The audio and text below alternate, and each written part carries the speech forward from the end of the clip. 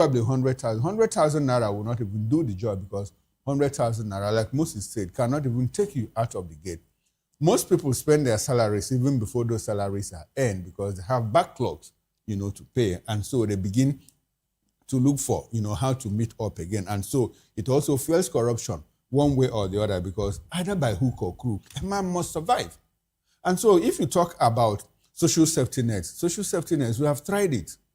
Palliatives, school feeding program, and trader money and all of that. The money ends up in wrong pockets because we don't have accurate data, to do all of this. Even when data is provided, the people that the thing is handed over to, personalize it. Recall at some point in my own state, Abia State, the 4,000 bags of rice that was given to the governor gave to commissioner packed it in his house. And some of them rebranded it, put the governor's name and put the governor's picture and all of that for something that is meant free for the people. And so social safety net doesn't work in Nigeria because how much humanitarian ministry, Hajia Farouk Ahmed, she's still on the run. She's still on the run. Yeah. How much are we looking for in that ministry? So on and on, you can name all the ministries. Money is earmarked for something, released for social safety net. Yeah. Nobody accounts for it at the end of the day. The very beneficiaries are still wallowing in poverty.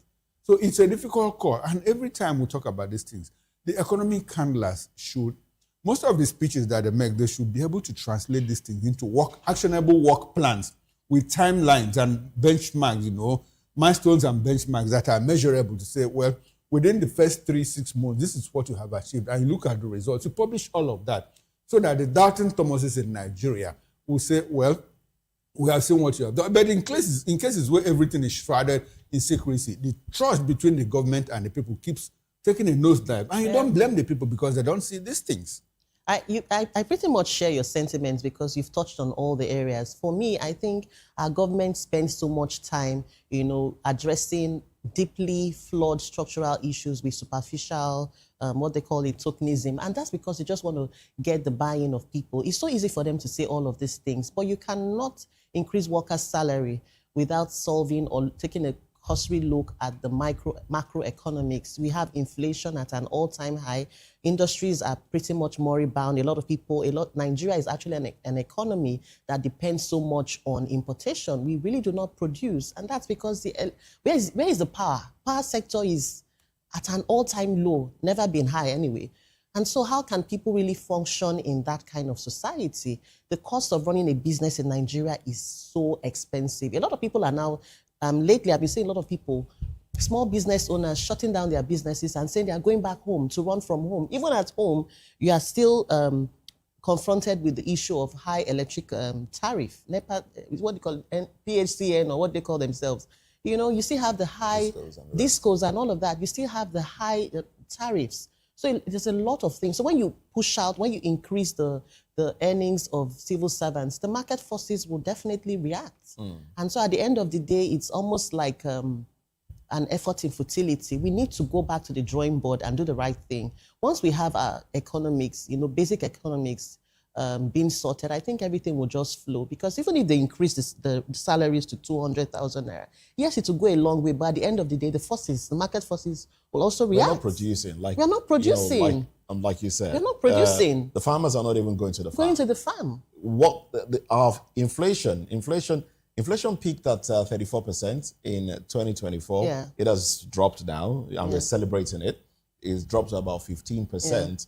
Yeah. We're celebrating that one, but it's still not good enough. Yeah. And, food inflation is food inflation that is the highest right now. Food inflation is higher. Yeah. So if farmers are not going to the farm, if we are not producing as much, and we continue to import, it will make sense at the end of the day. At the end of the day, whatever really. you earn, you spend it in transportation, food, and then housing. Ooh, housing is another sector that takes up government. How many do we have government estates? If government can provide estates, we do have estates, but they are not within the reach of the ordinary, people. No. We have estates that are sprawling here and there, but the ordinary man can't afford them.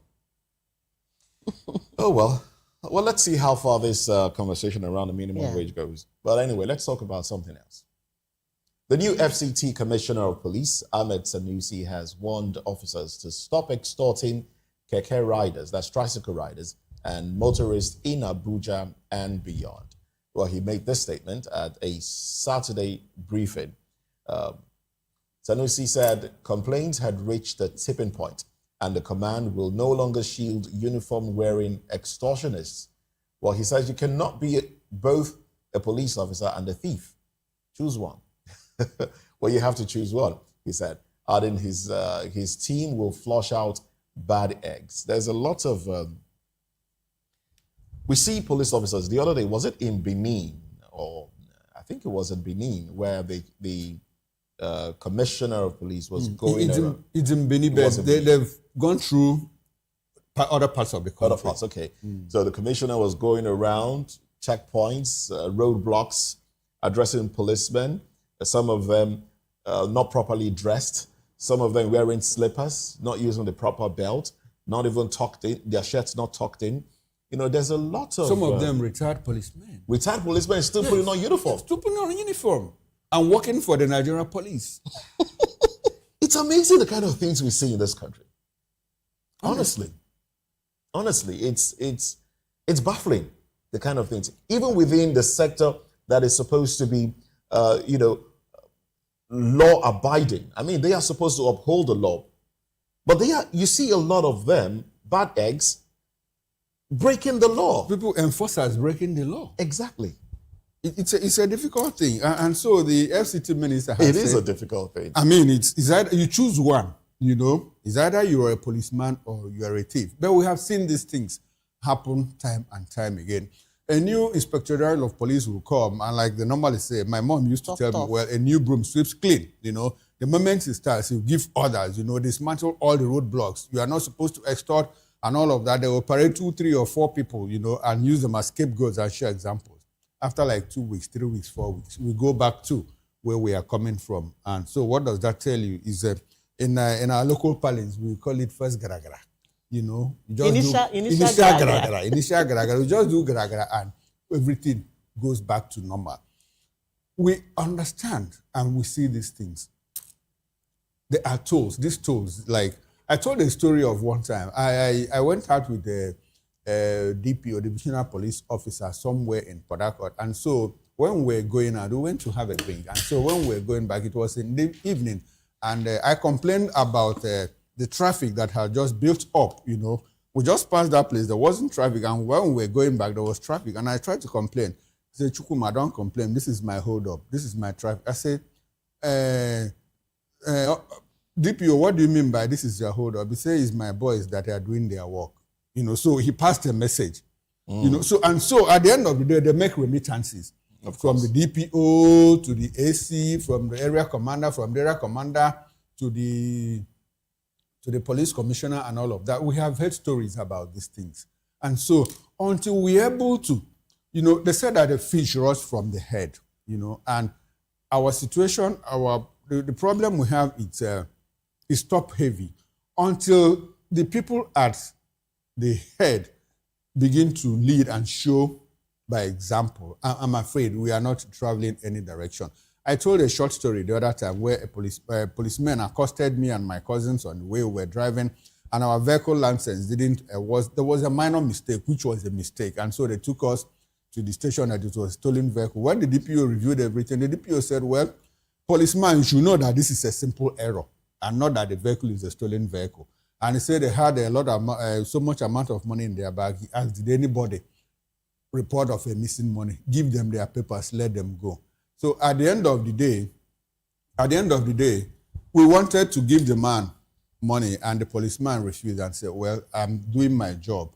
You don't need to pay me for all of that. What I'm trying to spotlight here is that there are also still very diligent and honest policemen. Obviously, yeah. You know? But unfortunately, we have the bad eggs seem to be more than the good ones. Yeah. All right, then.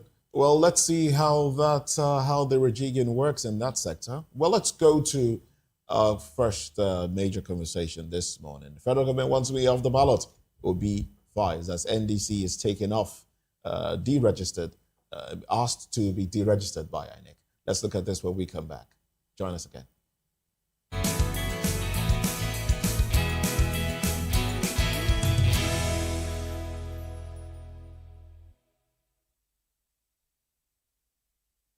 From the views on the street, we go to bed empty hunger, to the blaring horns of a hustling city, the loudest voices of the common man got a medium to be heard. This particular administration, they were coming unprepared. It's not a bad thing to renovate the president's lawn. Through top-notch programming, unbiased reportage of news, sports, business, entertainment, and cultural documentaries, Voice of the People 90.3 FM became a symbol for 21st century media. And now, a new baby is born. Voice of the People Television, Voptv, youthful, full of vigor and penchant for excellence in the continent's media space, exposing the wrongs, applauding the rights, dissecting the news without fear or favor, through factual and accurate stories and contents. Corruption kills three things that makes a society. Representing the interests of the people and giving them a voice. Voice of the People TV is here to stay towards building a fair society. Voptv, Voice of the People Television, truly a voice for the people.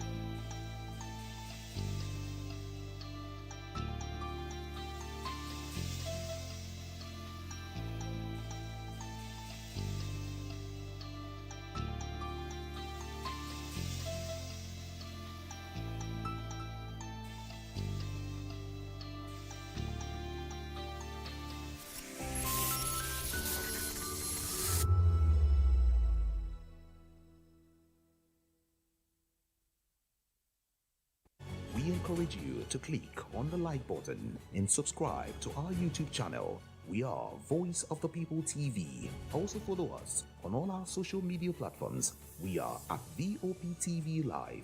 Visit our website www.vop.ng for fresh and trending news. Also watch us live on SLTV channel 264. VOPTV, Voice of the People Television.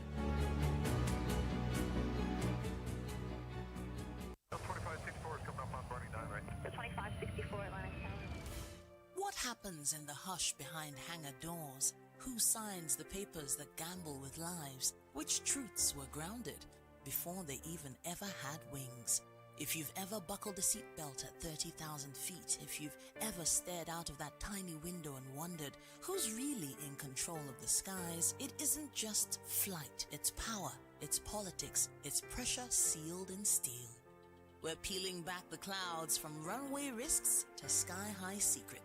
We're diving deep where most dare not to look. Aviation Scope, every Sunday at 7 p.m. only on Voice of the People TV. We don't just report, we reveal. We don't just ask, we uncover. Because when it comes to the skies, ignorance is turbulence. Aviation Scope, the sky isn't the limit, it's just the beginning. On Edu Dialogue, we bring you fresh ideas and conversations, shaping the future of learning in Nigeria and beyond.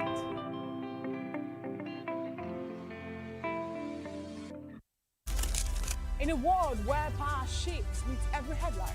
In a nation full of questions. In a world filled with noise, the truth needs a voice. The policies that shapes our world and the economy that determines our future. Every hour, every day, the grapevine keeps buzzing. And together, we are committed to telling the stories that shape our world, because your voice is our focus. Don't forget, our voice matters the most. Let us come together and share our concerns.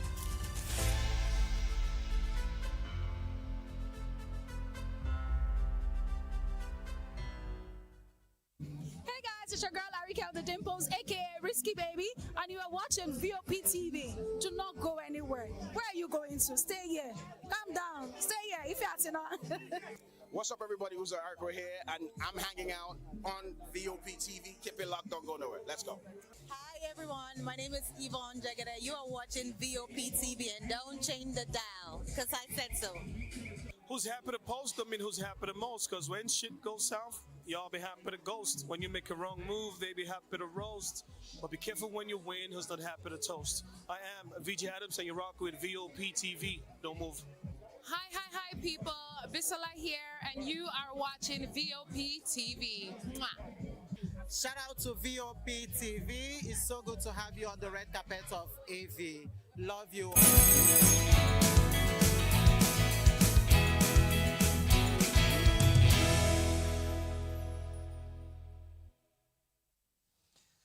Well, the Nigeria Democratic Congress, NDC, is in crisis after a federal high court in Lokoja set aside its December 2025 order for INEC to register the party.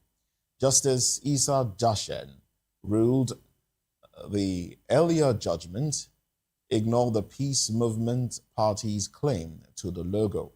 NDC presidential candidate Peter Obi rejected the ruling, alleging the federal government is plotting to keep him off the 2027 ballot. While speaking in Anambra, he said, "They cannot stop me."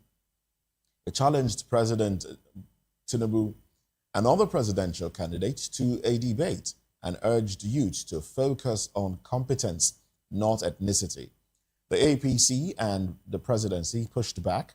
APC's Ajibola Basiru urged Obi to respect the courts, while the president's media aide, Sunday Dari, said government is not afraid of Obi and is relying on performance, adding Obi won't repeat his 2023 Lagos win. Opposition groups condemned the decision. ADC warned of a one-party state. CUPP called it judicial overreach, and NDC youth groups have issued a one-week ultimatum or threatened protest. INEC said it will respond after receiving the certified true copy. A commentator, Uche Rogers, claimed Obi will not be on any ballot. Well, that's coming from some Nigerians already. We do have with us in the studio Barrister Darlington Agumwa. Joins the conversation this morning. Thank you very much for being here. My pleasure. We also have with us in the studio Barrister Ladi Johnson. Well, he's an NDC chieftain and senatorial candidate, Lagos Central. Thank you very much for being part of the conversation. Thank you for being here. Let me start off with you, Ladi Johnson. Now, I want to go straight to it. I thought the law says the principle of justice officio should hold, should be considered in this. Should a court overturn its own ruling? Well, in certain situations, a court could do that. One of which is if you've had typographical errors. That's just amendment. But what we're talking about here is setting aside a judgment. If it has been obtained either by fraud or in this particular instance now, where a party has come up, well, not even a party, they are not registered, they haven't been recognized. PMP, Peace Movement Party, have not been recognized by INEC. Some Nigerians are saying, do they have the locus standi to even contest the issue of logo? How do Nigerians know which logo was submitted to INEC first? It gets complicated. Let me help you there. I actually overnight, so I haven't fully digested it, saw the actual ruling of the court, and in the affidavits, which I didn't read, but which was referred to by the judge in the ruling, INEC actually said that Peace Party had applied before the NDC and that they had applied with the particular logo. Now, they didn't come to us, they didn't say in the judgment what a lot of us have started finding out, or they didn't say in the ruling that the application was sometime in 2015, 2017. Okay, they did not say that. It wasn't stated. It wasn't referred to. They just said they had applied, and they had applied first with the logo. Now, my take is that even if they, unfortunately, this matter is sub judice. My take is that even if Peace had applied, it was not granted, the application wasn't successful, and now we know that it was sometime at the earliest 2017, some say 2015, and the affidavit or counter affidavit by INEC didn't say that they applied so time. It was as if everything happened almost at the same time, which it didn't. And I'm sure the Court of Appeal will look at all these things, the things that caused the judge to exercise his discretion in such a manner. You understand? So, okay, yes, I want to ask you a question. That now, the judge said, that the grounds of reversal is because, as at the time it gave judgment, that PMP was not served as a party to the suit. Yeah, because... Is that legally? No, you see, there are fine lines. And when you cannot question at this level how a man or a woman exercises their discretion, there are fine lines, and it allows one who wants to be mischievous to be mischievous. Would it have been that does he expect the NDC to have gone to search the whole world to say how many people have applied to INEC? Isn't it INEC that should have come to say that I have a pending application that has the same logo? It's not. No, NDC that's not the question. Yeah. The question is now, the judge says, as at the time of determining that suit, yes, motion on notice, that PMP was not served. And so they didn't have fair hearing in a suit that they are actively involved in. And no. It wasn't in a suit that they are actively involved in. Okay. It says that the judgment would affect their interests. So they have to have been put on notice. Which, do you understand? Which they were not. Yes, which so they didn't have fair hearing. That is his argument. Okay. He tried to hook it on that constitutional thing, fair hearing, what have you. But who should have known that they should have been part of the suit? NDC basically went to court against INEC. I have fulfilled everything. This is me. Register me. It is INEC who, at that time, that should have said, oh, I'm still considering someone that came in 2017 and we rejected. For God knows what reason. Not necessarily the reason of logo. And then on the 3rd of May this year, Obi and Konkoso moved into NDC. NDC. On the 4th, Monday the 4th, they filed the suit. Where have they been since December last year? Mr. Darlington Agumo, let's get your thoughts in on this one now. Yes, the whole thing is tainted with mischief here. Exactly. There's no need beating around the bush. Anybody that wants to defend this thing is the enemy of Nigeria. Because this is mischief, simplicity. The date will tell you what is going on. Please, when did our court to start begging you, if you are sleeping on your right, when did the court to start begging you to come? Come, you have a case with us. Are you not the one who's supposed to pursue your case diligently? And if you have slept on your right, why should the court wake you up? For all I care, the PAB slept on their right, if I thought there was any right. Because you cannot put something on nothing and expect it to stand. Please, my brothers and sisters, you see this court and the APC, they are making us look like a fool. There is no way any judge should have entertained that case. If I were a judge, I would ask PMB, please, this logo you are talking about, do you have any trademark on it? Are you registered? Does it belong to you? Can we find it in CAC that it belongs to you? First question, first. I'm sure they will say no. So, what injury are you pursuing? That is. Well, I don't know what they will say yet because, they will say no because it's not there now. It's not there. It's not there. If you say yes, so I go and produce it. Yes. Okay, Mr. Agomo, yes. What do you think? Do you think that this might be politically motivated? It is obvious. Look at the dates. 3rd and 4th. So where were you all this time? That's the question the judge should have asked the petitioner or the applicant. Where were you all this time when judgment was entered in favor of NDC to go and register? You didn't talk.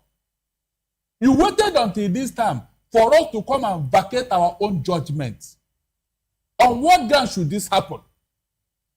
Are you sincere? I mean, a diligent judge should have asked these questions. Where were you when the judgment was entered? You are sleeping on your right. So, what else do you want us to do? They can even advise them, go and make a sick leave of application to a superior court, if that will even stand. And you know that there's a window for appeal. It is gone. That was why these people went back to the same court. Because they cannot appeal at this time. You can see now. And you cannot tell me here that PMB does not have lawyers. They know that the right of appeal, they have forfeited it. That's why they went to the same court. Functions official. To go and now start all over again for a matter they have already decided. Okay, now the point is that the judge has ordered, that the case, the substantive case be tried afresh and that PMP should be part of it. It cannot. Because the logo in question does not belong to them. Mr. Okoro, please, people should be very careful here. Try what? What are you going to try? Try something. No, it's not me saying, it's the judge. But you are telling it's wrong now. These judges are making things look like we are joking here. Barrister, on what ground will they try? Please, they are not even a legal entity. Mr. Agomo, calm down.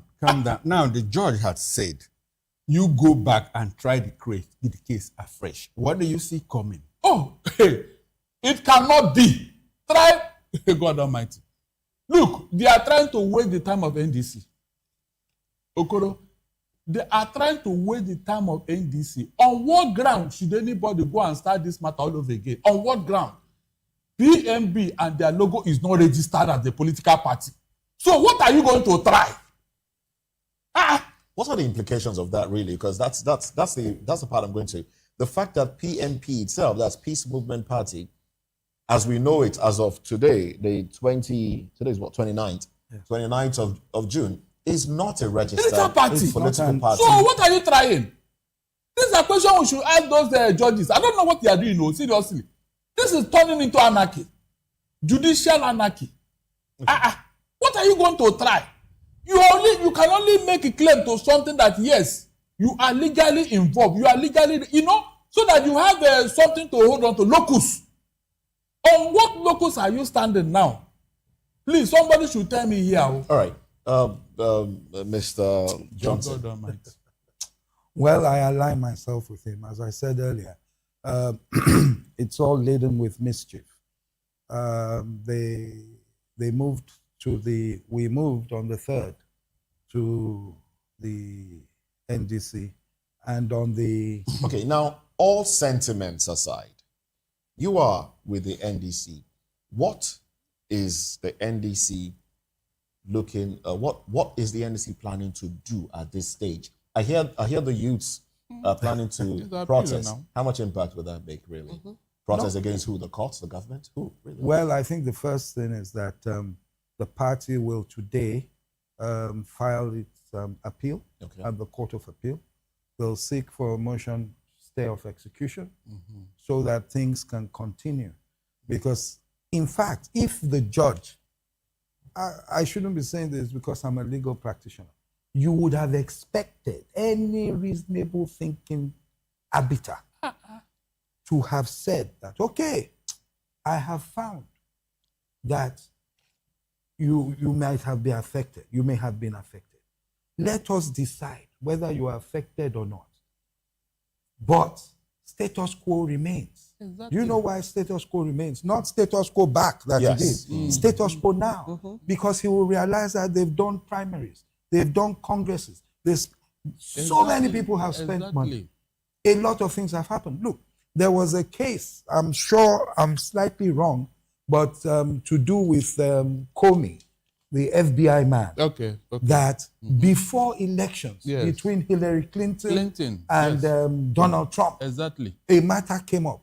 And because he went on with it, it affected the elections. And the superior courts were saying, no, not at this stage. The courts are there also as social engineering. Law is social engineering. You don't just do. Judges must be made to pay. If a lawyer does such a thing, they say, come and pay damages. Exactly. Judges must be made to answer for recklessness in this country. We're smiling, but it's not a thing to smile about. Of course. Mr. Johnson, I have a question for you. Should this, move on, go on, and nothing is done before the elections? Is there a plan B for your party and for the flagship bearer? Because we do know the peculiarities of this. I don't know about the flag. I don't know about maybe for yourself. Peter Obi. Yeah. I don't know about Rabi Musa Kwankwaso and the other candidates. We have candidates everywhere in the country. Everywhere. Senate, House of Reps, Assembly, everywhere. So I don't know about them. All I know is that I'll get on my own knees, and I assure you that whatever they've been planning, to have a one-party state or to have just one man coming back on the ballot, only one serious candidate. Of course, they'll have other minute people. Only one serious candidate. It will not work. You think prayer is the answer? It's a euphemism, as you well know. Right. Okay. I have to control how I feel and how I want to speak. Okay. It will not happen. All right. Talking about and status bearing in quo. mind that most problem in Africa is caused by election. Remember, go and check. Most problem of military incursion start by election that went sour. All right. We're talking about status quo. By the way, let's acknowledge the presence of Dr. Dayo Kayode. Yes, he joins the conversation. We'll come to you shortly. He joins us virtually. So staying in the studio here, Mr. Darlington, talking about status quo. You know, the courts did say go back to status quo before the primaries, before things became what they are today. How will that impact on the final judgment? If not preempting the courts now, but if at the end of the day it is decided that okay, NDC can go ahead, how would that impact on elections, conventions that have been held, and the rest of them? Moses, which court is issuing this fresh order? Which court? Is it the Federal High Court or the Appeal Court? The High Court. The High Court said go back to status quo. That's what I'm saying now. Which court will now go? Where are they going back to? The same court that tried the case. I don't get it. Is it the same court? You can see now. You can see how our courts are messing themselves. Are they the one to issue that order? Who should? Okay, but now that they have issue that order, who should have issued the order? A superior court. That was what happened with ADC when they were to be deregistered. It was the Appeal Court that said, no, go back to status quo antebellum. Is that not true? Let's work with what is on ground. Now that the courts have said, go back to status quo, what impact will that have on a final judgment if, No, NDC is still going for appeal. So there is no need going to do whatever because it is unknown to law. What they are the issue or the order they are ordering now, it is unknown to law. You cannot be the one that have already vacated your judgment and you are now telling me to go back to status quo. From which court? Which court will now start the trial again? Which court? Okay, Barrister, before we go to Dr. Dayo Kayode, I would like to stay with you on the political side of it. Now, Sunday Dare has said, because a lot of people out there are saying, well, Tinubu is scared of Peter Obi and all of that. But Sunday Dare, spokesperson to the president, says, well, the Tinubu and the APC, they are not scared of Peter Obi. In fact, What he did in 2023, he was not going to repeat it.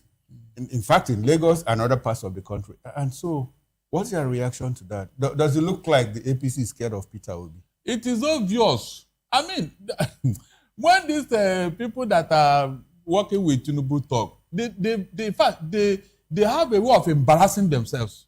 See, you are not scared of one man, yet everything he says, you pick it up. Wherever he goes, you are chasing him. Whatever he does is a problem to you. And you are telling me that you are not scared of this man. Is Obi the only candidate on the ballot that is going to be on the ballot?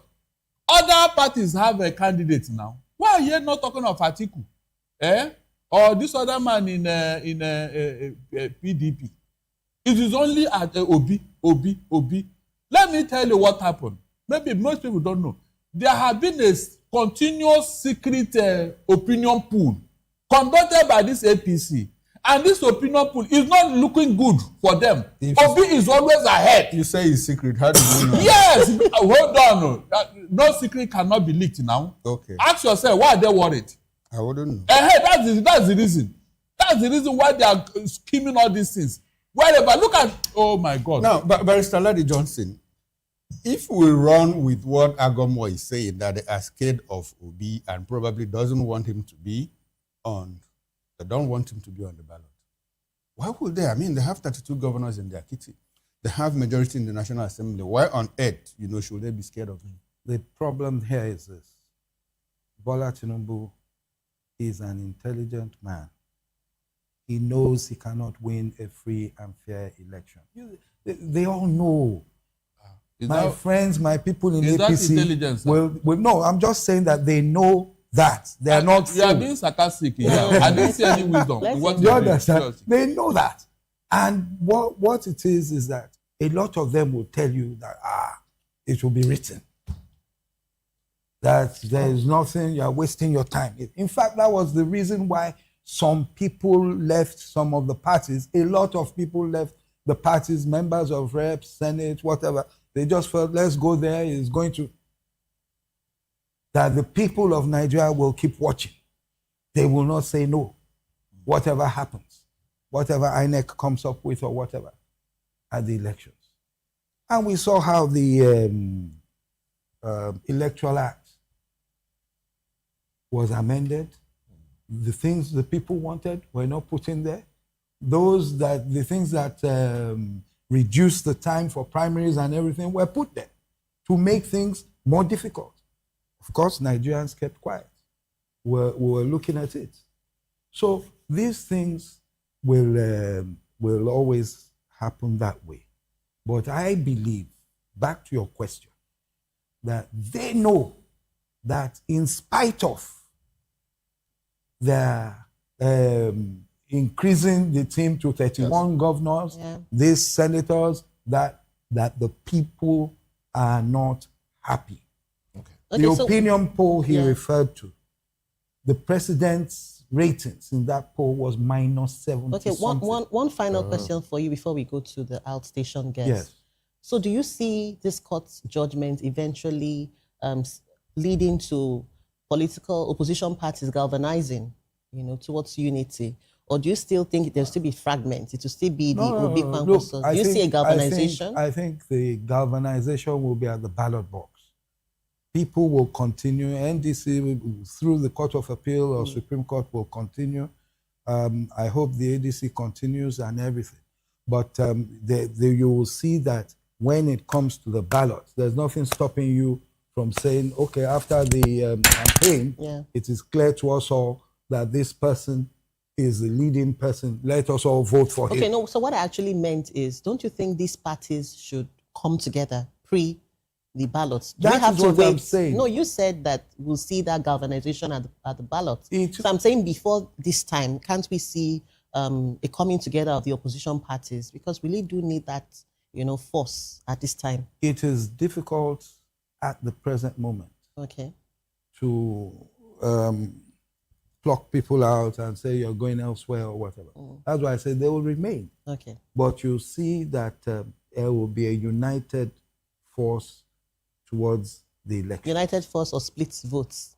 No. Look, If for instance, if you have an NDC candidate and you have an ADC candidate, it won't take them 2 weeks.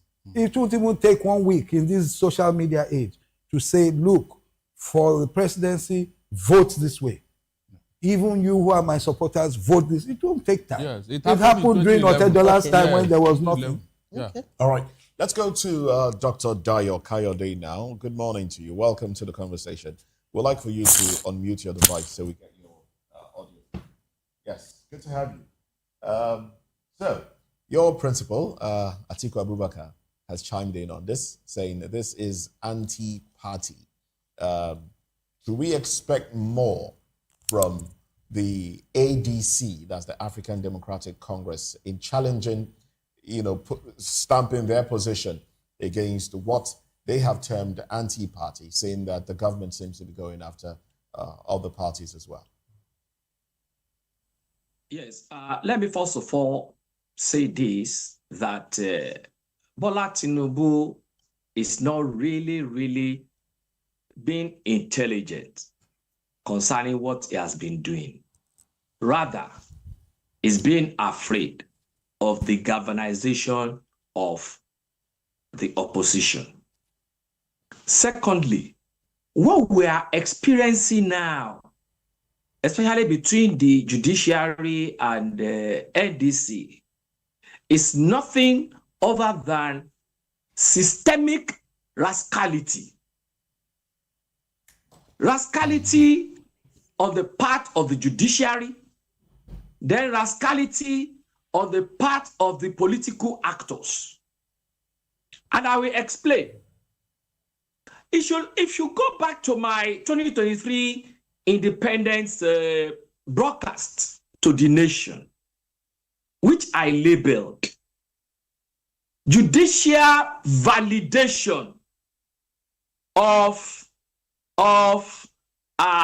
electoral violations. Judicial validation of electoral violations. I want Nigerians in that broadcast. You can still go back to it. And now look at it playing out. Look at the rascality being exhibited at the court regarding NDC. In the first instance, the person or the party that is now causing this, tell me, what is his own position there? Is he a registered political party? And when you are not a registered political party, can you take a registered political party and INEC to court? These are some of the issues there. Let us come to the politicians. The court and the ruling party can be doing this because they know that most of these parties were not growing organically. You just see politicians hijacking one political party or the other as a vehicle without really growing it organically.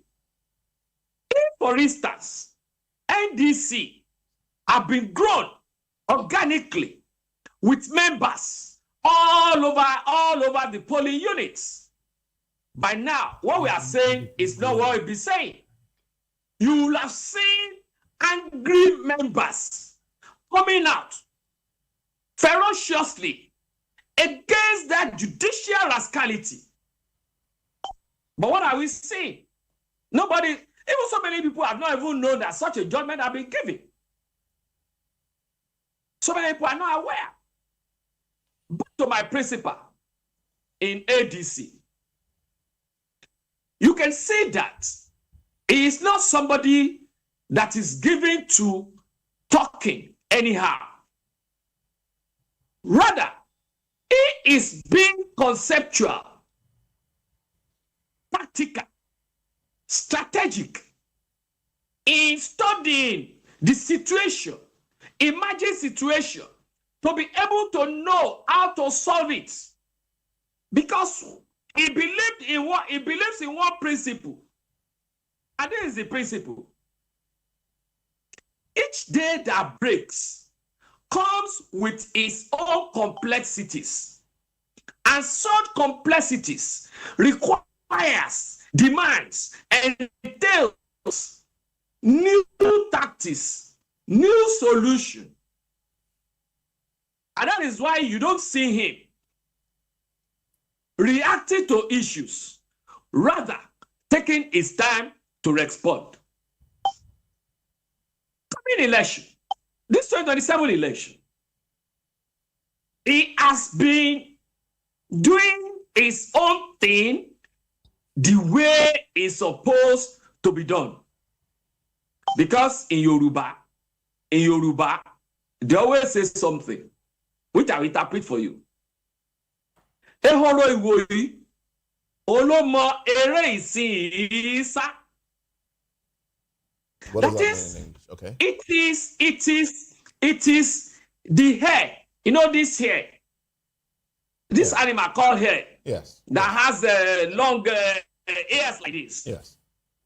He said it is the hair of this moment that understands the tactics of how to win the race of this moment. All right, so and that is in essence what my president is doing. In essence, my question here is now, are we going to see some sort of coming together of the ADC, that's the African Democratic Congress, with other political parties, which of course would include the NDC, to compel the courts, compel the government to do better? Are we going to see that merger now? It may not be a merger at the polls, but are we going to see a merger pushing back at the policies of government and how things are panning out so far? Yes, that is one of the reasons why I said initially that Tinubu himself is not brilliant. He's just been afraid. You know, my other person at the studio said the other time that he's brilliant, and then you had the barrister Darity saying no, he was talking sarcastically. It's afraid. Because what is happening now in the political environment is something that Tinubu himself cannot define. And the tactics and the operational modus operandi that is within ADC, PDP, PRP, and others is not something that can come on air and divulge. All I know, and I will tell you is, by the time it comes to election proper, then you will see so many tactics, Dr. Dayo, so many sophistications playing out. Dr. Dayo, I would like to ask you. Now, the ADC case comes up on the 7th of July. Am I correct? 7th of July. The substantive case. Go ahead, yes. The Bala Gombe case. Now, let's create what-if scenario. Let's create a what-if scenario. What if the court says ADC, David Mark, is not the authentic leadership of that party? Technically meaning that your principal, Atiku Abubakar, you know, the Congress or the whatever that produced him is null and void. You go to appeal, go to Supreme Court, and Supreme Court maintains it. What if scenario? Now, people are saying that. People are saying that. I'm not somebody. I'm not somebody that believes. Wait now. I'm not somebody that believes in if. Dr. Dayo, I said, let us create a what-if scenario. Excuse me, sir. We are creating a what-if scenario. The other side, the flip side of the story. Now, a lot of people are saying Tinubu wants to be a sole candidate. And the APC secretary in Lagos here sometimes said that heavens won't fall if Tinubu runs as a sole candidate in 2027 general election. What do you think will happen if Peter Obi and Atiku Abubakar, Adewale Adebayo, what do you think will happen if they are not on the ballot? What do you think will happen if Tinubu runs as the sole candidate in Nigeria, 2027? Yes. And I will also tell you this. Why I will not believe in your if. Why I know point blank that if can never come to the limelight is this. ADC itself, ADC as a party, and from inception, look into the books in terms of the Constitution, in terms of the electoral guideline, even as far as the 2026 electoral guidelines are there. They have looked into it. And there is nothing that can make any court to give a judgment that will be outside the provisions of the Constitution and the guideline. If such a thing should happen, we Nigerians, we have learned our lessons that we are never ready again for anybody to say that they can exhibit any form of rascality. And we now say, let us go to court. No. So what will happen? No. That's my question. All the constitutional, all those provisions, Dr. Dayo, all those provisions were there. You know, yet we had a court that said return to the Supreme Court itself, not just any other court. Supreme Court said return to status quo ante bellum and go back to the High Court and try that case. All those regulations were there. And what happened? I like the second part of it. If it gets to a situation, Nigerians will say, what will Nigerians do? That's what I want to know from you. What do you think Nigerians will do? And that's exactly what I am telling you.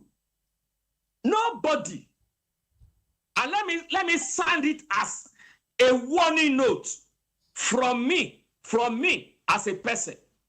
No Nigerian will be ready at this point in time to entertain any form of political or pronounced rascality from any angle, because there is nobody who has the monopoly of ownership of Nigeria.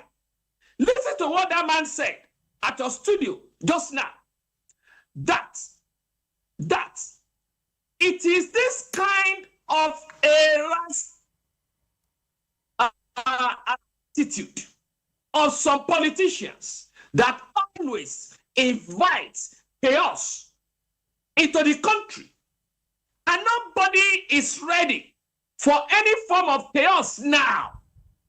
And let it now be known that any judgment coming out from the court, that it takes exception of provisions of our Constitution, provisions of our electoral guideline will not be entertained or acceptable by Nigerians. All right, Dr. Kayode, I have a question for you.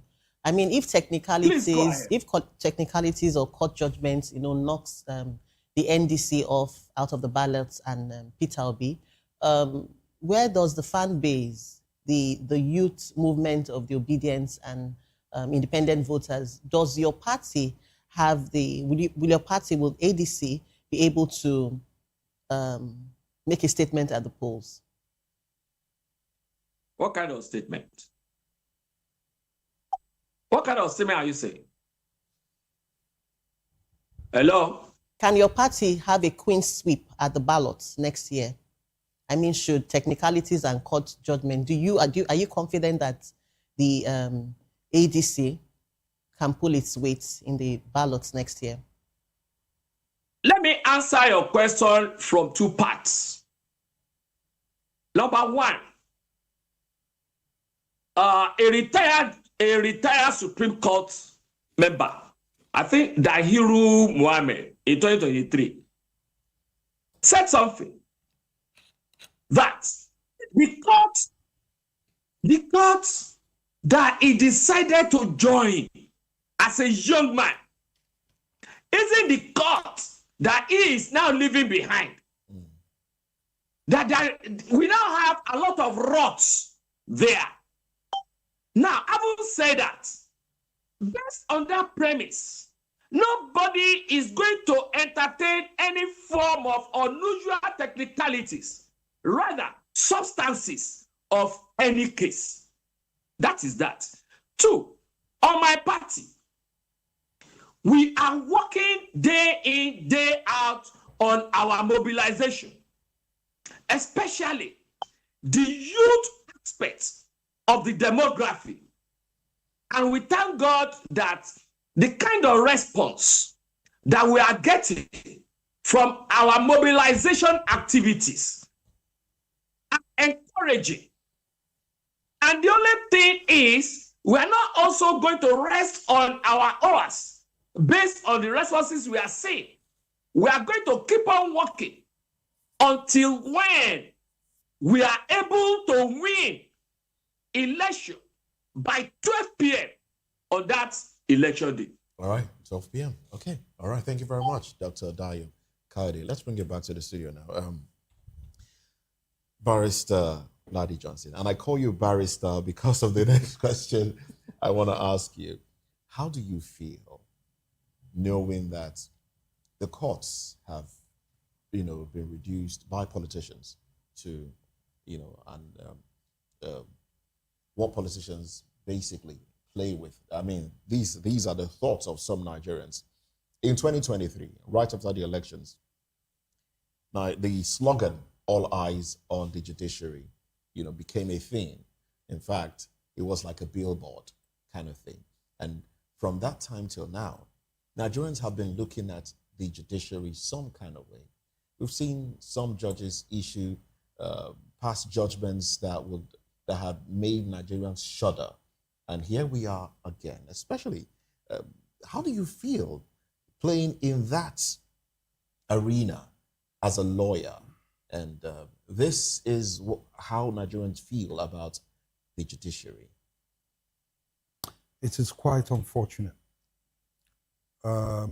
Yesterday, I had a conversation with someone, and part of what I had to say was that I felt very, very sorry for the CJN because I know she's held seminars, she's been talking to judges and what have you. But you see, the bottom line is that when society itself has become corrupt, you want to get someone into university, you have to find a way. The student scores high in JAM, you still have to find a way. You want to get served in hospital, you have to find a way. So it has pervaded into society. It's become cancerous, this problem that we have linked to corruption. It's not just in government. Now, where you have such a situation, at times it might be unfair. I know we all need it, we all want it, to believe that one institution will remain above board. I'm talking about the judiciary. Unfortunately, the judiciary has its own bad eggs. And we've had it for a long time. So what would you propose in terms of punitive measures for those bad eggs? You see, the National Judicial Council must become more active. I said it earlier. I said something must be done about these judges.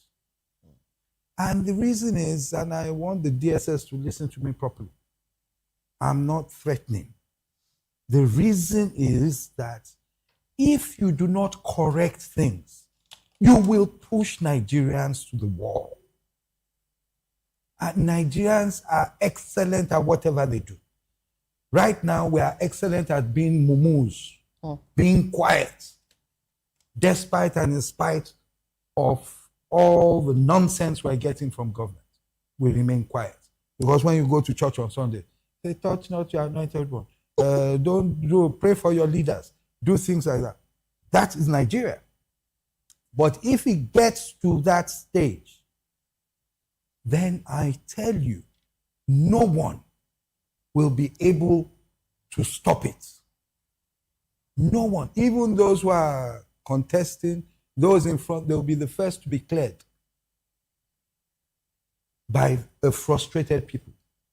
60-something% now of Nigerians are in poverty. 60-something%.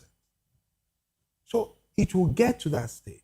And government has weaponized poverty.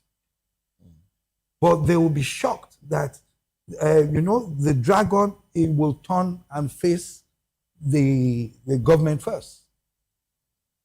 So it is in everyone's interest, these 200 and something million people, that we try to follow the rule of law, that we try to be fair to people. If the people do not want to vote for you, fine, go, you've done enough. If they decide we don't want Ladipo Johnson, we want someone else, she cannot. You understand? Because we all have different interests. Some people feel they want to go to work. Some people feel it is a business. Doesn't matter. No one is an angel. But the bottom line, if you look at other clients, you see that when you are caught or something happens, I resign. I'm going. Which one is it for you? Is it a business, or you want to work for the people? I'm stupid enough to believe that I'm one of those. I'm one of those stupid enough to believe that this country can still be good. Okay. At times I sit down and I say to my friends, so and you whatever, want to work for the people? That this country. No, for me, it's not. I've contested elections before. I always tell them, and if you say you don't want me there, fine. I have my profession. Do you understand? I used to sing. You won't believe it. I had a band. Yes, I did IT, information communication technology. I'm a politician. I'm a lawyer. I can do it. I'm free. I can do anything. Larry, how many of those elections did you win? Did you win any? No. I have always been one who has. I contested in 2003. I was the candidate of the PDP for the House of Reps, Surulere Constituency 1. Okay. First person that Femi contested against, Femi Gbajabiamila at that time. Okay. And then since that time, I have had no serious election. Okay. In the sense that when Funsho Williams was murdered, because we didn't know what was happening, PDP or whatever, I joined late Tunji Braithwaite. We knew we wouldn't win. No. I'm a pragmatic person. Okay. I'll tell you, I'm a pragmatic person. You just wanted to show up. At that time, I was building. Okay. Building. And then, of course, I've been fortunate in the last few years that I've had the platform of being a publicity secretary of a party to talk about issues and all right. whatever. Now that you are here, let me use this opportunity and ask you. You know, there's been these two pastors have. I know you are close to Kwakwanso. You are close to Kwakwanso, and so two pastors have been two prophecies. You know, Obi have to be aware of Kwakwanso. Another one, Kwakwanso is going to betray Peter Obi before 2027. What is the relationship between Obi and Rabiu Kwakwanso? As an insider. Well, as an insider, I'll tell you that they're working well together. There's no issue of betrayal or anything. The agreement, yes, I can say it. The agreement between Peter Obi and Rabiu Kwankwaso predated even Kwankwaso going into the ADC to join Obi. So we've looked at it. Of course, Kwankwaso has ambition. There's nothing wrong with that. But he agreed with the premise that after 8 years of President Buhari and a Southerner having won the presidency, it was only fair for us to continue with a Southerner for another 4 years. Okay. And hence, Peter Obi has said that he will only serve for one term if elected, by God's grace, that he'll serve for one term. So that is it. Some of these people, I don't want to take on pastors, but some of these people, I don't know where they see their visions from. You understand? They talk. And at times, talk is cheap. They talk. Sometimes they see what is going on politically and try to say, this man is the person. In a month's time, it will change and everything. So I don't take what one last serious. one for me. I loved your honesty when you were reeling out your political trajectory. Yeah. But 2027 is here. It's going to be keenly contested. Yes. So are you really confident? Yes. I'm not overconfident. Okay. But I know that if X equals Y or whatever, I know that we'll be victorious. I have no doubt in my own senatorial district. Yes, there's an incumbent there, but my district has had no voice in the Senate for 4 years. If I ask you who my senator, is, the likelihood is that you probably don't know the name. Which district is that? Lagos Central. Lagos. Oh, okay. You understand? So it's not a ground for me to campaign here. All right. Okay. Yeah. Well, you sound like you're peaceful. You take things easy. I asked a question earlier. I'm a unionist. Which you did. I'm a unionist. Okay. I was asking a question earlier. What will the youth wing of NDC do? Because they're already threatening. But you sounded like, okay, it's going to be peaceful. But the imprint on your footwear speaks differently to peace. But anyway, I'll have you address that some other time. That was smart. Let's go to Benin now, where we have Williams Ediaye. Williams, good morning to you. Welcome to the conversation. I understand that you've been standing by. But let's have your thoughts on this. Some people have said that President Bola Tinubu is afraid of having credible other candidates contest with him for the 2027 elections, and that's why things are going the way. Fingers are pointing at the president at this time, and the president's media aide also did say that Peter Obi will not have the kind of impact he had in Lagos during the 2023 elections. What are your thoughts? Can't hear you.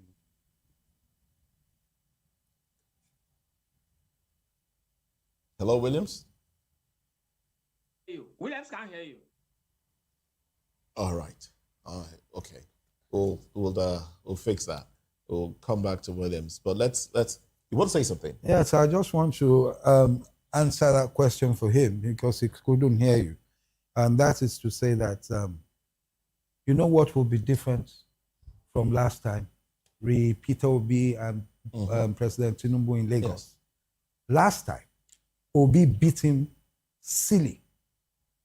Yet there was so much manipulations and whatever, chasing of people out of collation centers. And upon all the manipulations, he couldn't defeat Obi, just came to about 10,000. This time, there will be no manipulations. This time, someone was saying, I have said it several times, nobody has a monopoly of madness. Sorry, laddie. I'm happy that we got to this point. Yes. Now, a lot of I hope people you got to land on that thought. Yes. Yes. A lot of people say that last time was an element of surprise. Now there's a build-up. This time is people an like element Sego, of confirmation. Sego, the man that replaced MC Oluomo in Lagos. Yes. He said, yeah, if you don't vote for APC, if you don't vote for us, don't near the polling booth. No. He's been saying it. The police, the DSS, intelligence, nobody has cautioned him. Okay, let me go further. People think that it will be worse this year. Let me go further. Okay. He's saying it. The campaigns are coming. Obi will come to campaign in Lagos. We will be on the field campaigning in Lagos. If they do not let him campaign in Lagos, if we do not campaign in Lagos, they will not campaign in the East, they will not campaign in the North. It's as simple as that. No, they will campaign. No. We're talking about polling unit. No, hang on. Polling unit fracas. From the campaign, it begins. Okay. Let me let you understand. If we have a proper campaign season, when the people are able to come out to vote, right? It comes from the confidence of the campaign period. When they know that, okay, they're going to come out to vote. Once you have a large turnout, these people cannot operate. Rigging will be minimized. When people sit at home and we're getting 29% voter turnout or whatever, it's easy for them to rig. And that's what we're telling Nigerians. But back to what I was saying, sir. I may as well finish it.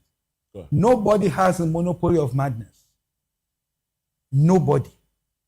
If some people decide that, oh, we want to be peaceful, we want to go and vote, and you come out, you say you are doing Oro, or you come out, you say you want to whip them with a cane or whatever. The person you are whipping, do you know what weapon he has? Well, they should be, violence, you know, the parties should begin to talk to their supporters. Go vote. Do not stop anyone else from exercising their franchise. All right. All right. All right. Thank you very much, Mr. Aladi Johnson. Let's go back to Williams Ejaye. Williams, let's have your thoughts in on the conversation so far. If you hear the question, please just go right ahead. Let's have your thoughts in. Well, if you're unable to connect to Williams, let's go to Dr. Dayo Kayode. If you're still with us, let's get your concluding thoughts on this conversation, and then we'll run to the next one. Yes. Okay. Williams, please, go ahead.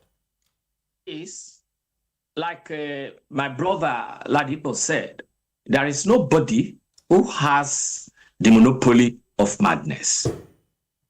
Much as Nigerians abhor violence, most as Nigerians like to preach peace, but then, as peaceful as a goat is, when you push a goat to the wall, definitely it will turn back at you violently. So this time around, thank God the timetable has been published months back. Whoever wants to do Oru, let them do their Oru before the election day.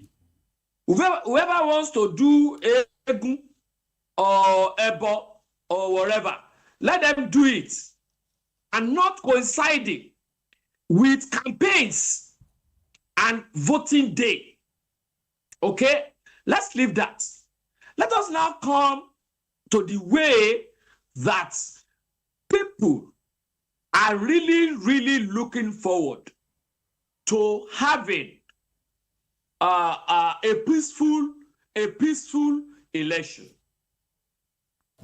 Before now, there have been political apathy, like we experienced in the Ekiti election. Don't mind that one. It is because it's an off-season election, and then you now have all the apparatus of the ruling party in Ekiti that intimidated a lot of people not to be able to come out. But 2027 is not going to be an off-season election. But we have to go back to his or our states and concentrate there. And so also, ADC will be in all the states. All right. So if somebody is saying ADC should not campaign in Lagos and Southwest. Well, nobody has said that yet. Then like somebody have been saying, that they will not allow opposition to campaign in the Southwest. That if you are not for APC, you will be allowed to campaign. If you are saying so, we also have members. We also have our own members too. In the two regions, the 3 regions of the north, and then 3 regions of the east, of the south. Okay? So if APC is not allowing other opposition parties to campaign in the southwest, then APC will not also campaign in other regions. That means 5 versus 1. You know what that means? So if they are hearing clearly now, let them warn whoever been talking such violent statements to keep quiet, to stop it. Because I wonder why by now, DSS and the police have never arrested such a person or reprimanded him for saying that. All right. Nobody has the monopoly of violence. Madness. All right. And that's how it's going to play out come 2027. All right then. Well, thank you very much, gentlemen. Let's go to another conversation now. 150 billion naira missing. Sarah, versus Babio. We're talking about vanished school and constituency cash. Let's talk about this when we come back.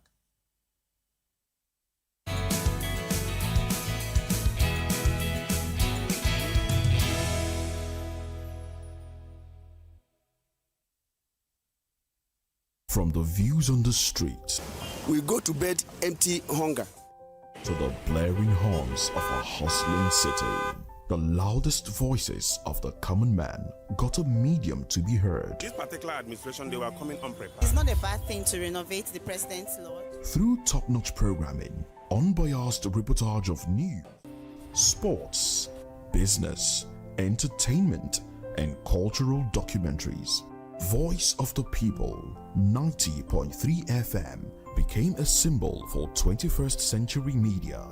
And now, a new baby is born.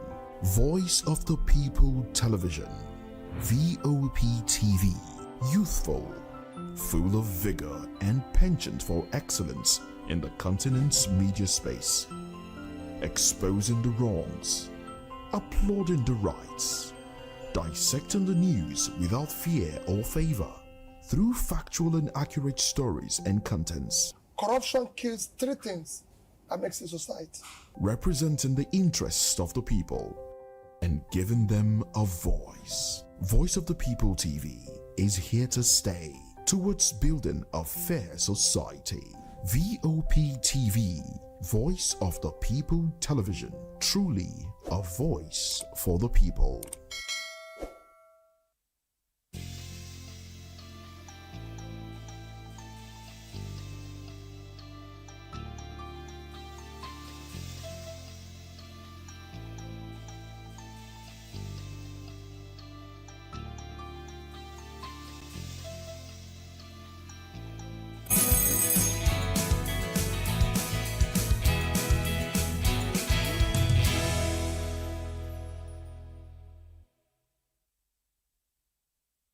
Welcome back. Civil society group Serap has given the Senate President Godswill Akpabio and Speaker Tajuddin Abbas 7 days to refer alleged diversion of over 6.3 billion in constituency project funds to anti-corruption agencies or face legal action.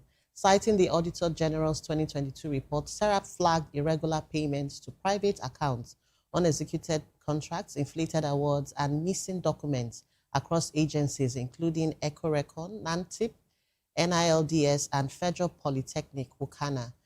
It also wants the names of contractors and beneficial owners disclosed.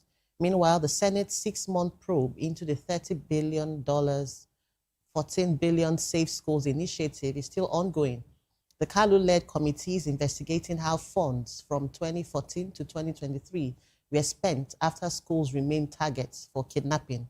Officials told lawmakers the Nigerian police got 6.225 billion naira, NSDC got 3.62 billion, defense 2.250 billion naira from a 15 billion naira 2023 release, but no money was budgeted for 2024 and 2025.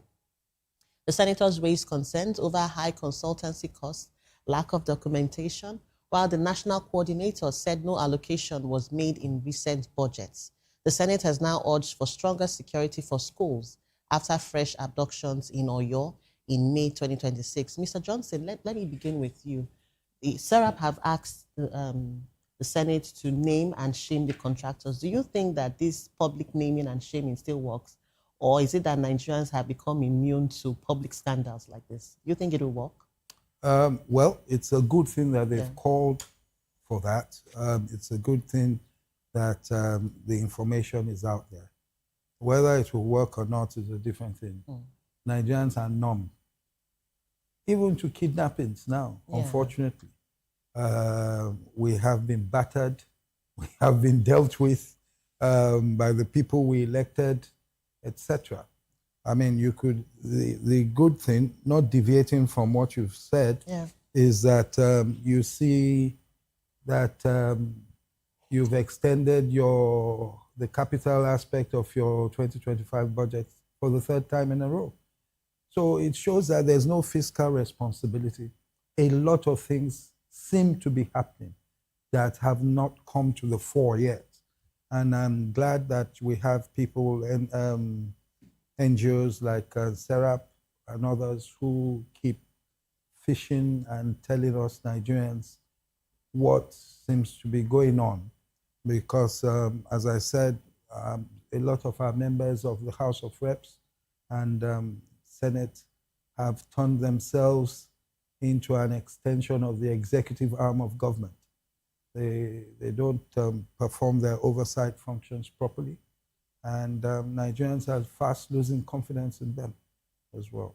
Talking about oversight functions, earlier this morning when we were bantering, we talked about the fact that under this dispensation, we now see monies being stolen in trillions. You know, in the past, it began with millions, billions, now it's trillions, stolen so brazenly. Sad. So is it that there's still, though we do know that lacuna has always existed, no accountability, no transparency, but it seems, just like you said, we have become numb. So how can we, close these gaps up and maybe demand accountability? Because right now, it appears as though it's just Serap, holding the government to account. I think the first place to demand accountability, and Nigerians must understand that, is at the ballot box. If the same people who have not accounted to you for 4 years are re-elected, in quotes, then they have no reason to then account to you. It will just continue along the same trajectory that it has been going, the lack of accountability. So that is the first step. The people must make sure that those who represent them are accountable. We sent someone there to be an executive person, but we sent you there to be in the legislature, to make laws and to perform oversight functions over the executive. But since the executive now runs you as well, you do not perform any oversight functions. What you do is stand up and sing on your mandate. You understand? Then they will continue if you re-elect them. It's as simple as that. All right, thank you. Thank you, sir. So let's take this conversation to Dr. Kayode, if he's in the studio. The issue is this. There is no way that we can run away from the fact that our elected officers are just there to make our commonwealth. Brazenly. I mean, brazenly. Look at the one that just happened between the Senate and the NNPC. To the extent that even Oshiomhole, that was trying to bring up a lot of issues, was now being connived against by his colleagues. That is to tell you that some things are happening at that National Assembly that we need to look at. That's number one. Number two, the people themselves must be ready to take the bull by the horn by removing these people through the ballot. And whoever you put there and are not doing what they are supposed to do, for goodness sake, how can we Nigerians be looking at our National Assembly and be singing an individual slogan, on your mandate we shall stand, and you refuse to occupy that place? How can National Assembly be saying whatever the president brings, they will do? It is absurd, and Nigerians are looking. Number three, our judicial system needs serious overhauling. Because when somebody is stealing your money and you are not doing anything, if you continue stealing, and some other people will be judging that person is stealing. And that is why they have now moved from billion to billion to trillion. Because people are not talking. Nobody is being punished. And then lastly, our EFCC, CPC, DSS must be overhauled too. They must have their independence. Because if they are being controlled by the executive, there's no way they'll be able to work. I will give you an instance. Look at Okowa. Okowa was being alleged to have mismanaged 1.3 trillion. EFCC was after him. The following week, he moved to APC. And what have we had today? We're not hearing anything again. Look at Bello, former governor of Kogi State. It's now a free man. It seems he's even contesting again to go to the Senate. The case is in court, actually. I'm not too sure. Dr. Dayo. Dr. Is Dayo. it not? But what has the court done since all these days? Dr. Dayo. How long? Yes. Dr. Dayo, I'm happy that you talked about Okowa and the fact that a certain 1.3 trillion naira, was said to be missing. I know why you are going. Go ahead. I'll be waiting for you. They said that part of that 1.3 was used to fund Atiku Abubakar's campaign in 2023. That's where I'm coming from. Have you landed? You know where I'm going. So answer the question. What do you have to say? Yes. Now, people said part of the money was used to sponsor Atiku Abubakar's campaign in 2023. Do they have the proof? Listen to this, and let me quickly say this one clearly. A lot of allegations have been put on AA's laps, but which of them have been proven? However, my solace is in this proverb.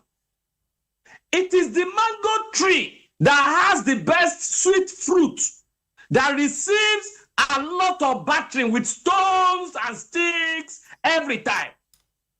So I wouldn't want to go against those people that are saying it. Yeah. It's because they know Okay. it is only Atiku Abubakar that can stand tall today to say, yes, I want to bring back Nigeria for what it was in those days when Nigeria was the cynosure of all eyes. All right, then. Thank you very much, Dr. Dayo Kayode, a socio-political technocrat and a member of the African Democratic Congress. And we've also been speaking with Ladipo Johnson Esquire, an NDC chieftain and a senatorial candidate for Lagos Central. Well, best of luck. Thank you, sir. Thank you. Virtually, we've had Williams Diaye. Unfortunately, we have been unable to establish audio contact with Williams. I hope that will be rectified as we get into newspaper review. We've also had Barrister Darlington Agomo on the show. Well, this is how far we go on VOP this morning. Newspaper review comes up next, and we'll be making sense of the stories right there from the dailies. I am Moses Humphrey. Join us again at 10 for newspaper review. I'm Jane Ogoye. Thank you so much for watching. I am Chukwuma Okoro. Bye for now. See you on top of the hour of 10 o'clock.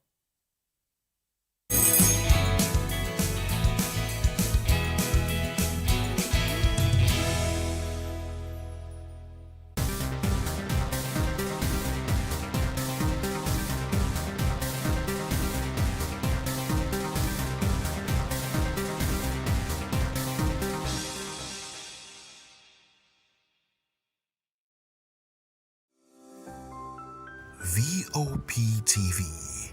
Now you have more than a voice. Are you ready for the extraordinary? Something big is happening on your screen. Introducing VOPTV. Now streaming on SLTV channel 264. From breaking news to captivating conversations, news analysis, giving you all sides to the story. We bring in-depth discussions on the issues that matter, from politics to sports, entertainment, and lifestyle. VOPTV on SLTV channel 264. Join us as we redefine what television means to you. Voice of the People Television, VOPTV. Now you have more than a voice.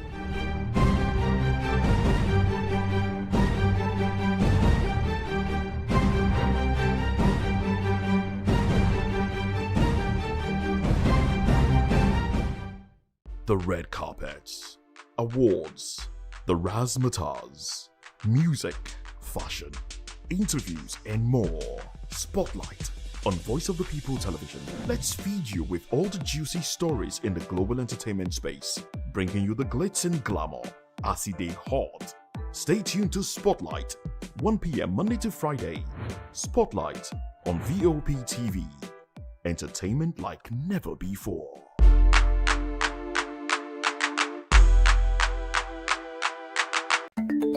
Africa is on the move, a continent of rising voices, untold stories, and powerful transformations. From the streets of Lagos to the heart of Nairobi, from the mines of Congo to the tech labs of Cape Town, the African story is being written every day. Bold, dynamic, unstoppable. This is African News on Voice of the People Television. We don't just bring you the news. We analyze and bring you Africa's heartbeat, the politics that shapes our nations, the economies that drives our future, the cultures that defines who we are, the voice that must be heard. Africa News, Africa's voice, Africa's future. Where Africa speaks, the world listens.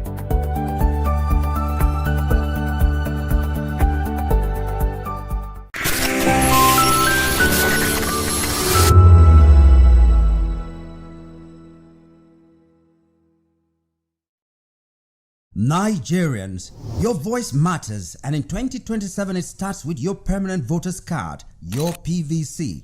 If you're 18 and above and you're a Nigerian citizen, you have the right to choose who leads your community, your state, and your country.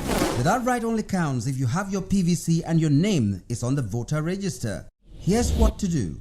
First, check if you're registered. If you're not, or if you've moved, lost your card, or turned 18 since the last election, go to the nearest INEC office or an INEC registration center. Second, it's free. Don't pay anyone for any registration or collection. Third, collect your PVC early. Don't wait until the week before elections. INEC will announce dates. Listen to radio, TV, and follow INEC's official pages. Your PVC is more than plastic. It's your power to hold leaders accountable. It's how you decide on roads, schools, hospitals, and jobs for your community. When you vote, you decide the future of your children. Get registered. Get your PVC. Vote in 2027. For Nigeria to work, you must be a part of it. Your vote, your future, your responsibility. This message is brought to you by Voice of the People, VOP Media. This is Health Check, your weekly guide to better living, smarter choices, and trusted answers. From everyday wellness to urgent health issues, we've got you covered. Health Check, only on Voice of the People Television, where your health has a voice.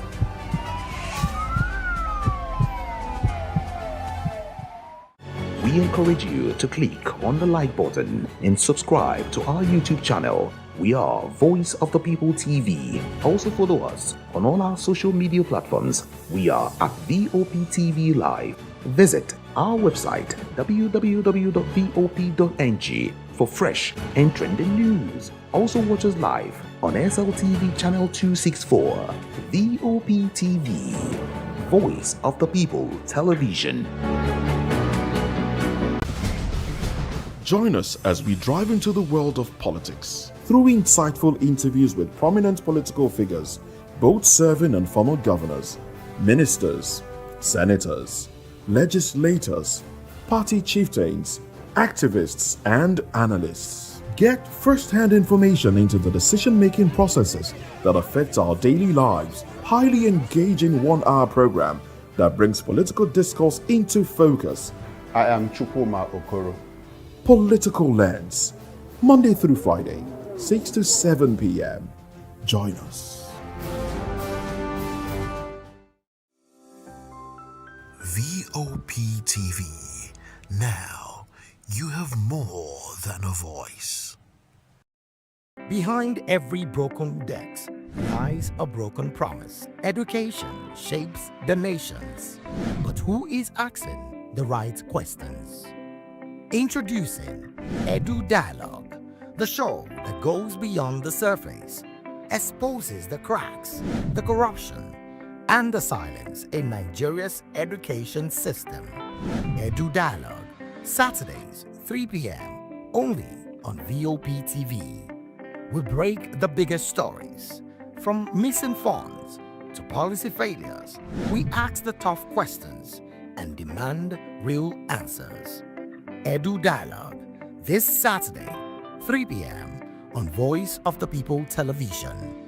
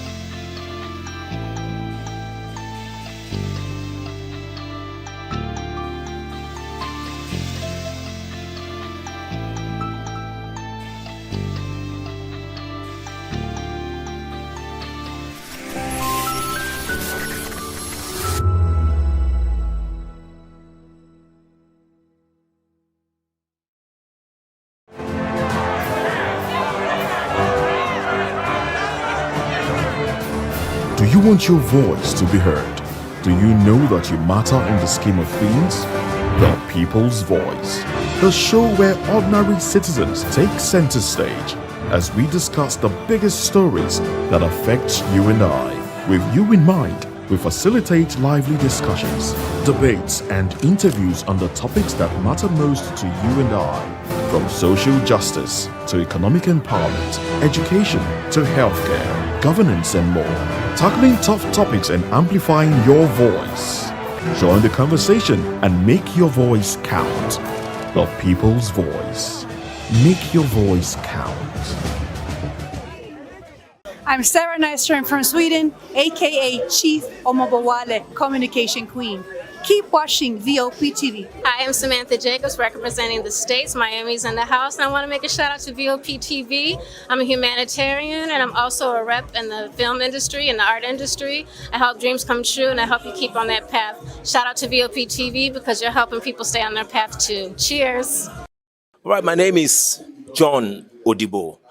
Keep watching Voice of the People because it's a fantastic station to be with all the time. Thank you very much. My name is Pastor Elvis Ciro, the convener of the Voice Achievers Award, and keep watching VOP. Yes, that is the channel for all the people.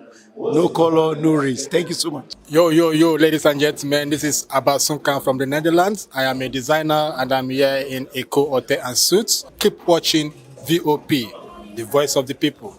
Don't touch that dial.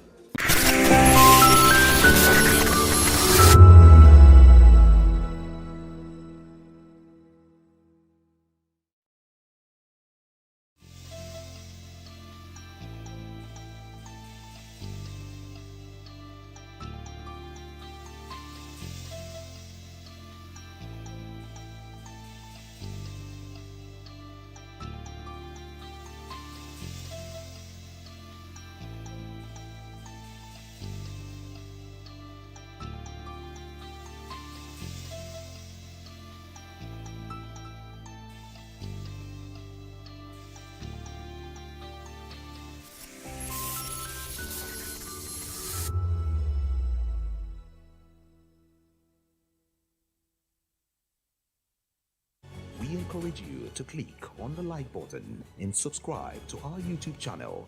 We are Voice of the People TV. Also follow us on all our social media platforms. We are at VOPTV Live. Visit our website www.vop.ng for fresh and trending news. Also watch us live on SLTV channel 264. VOPTV, Voice of the People Television.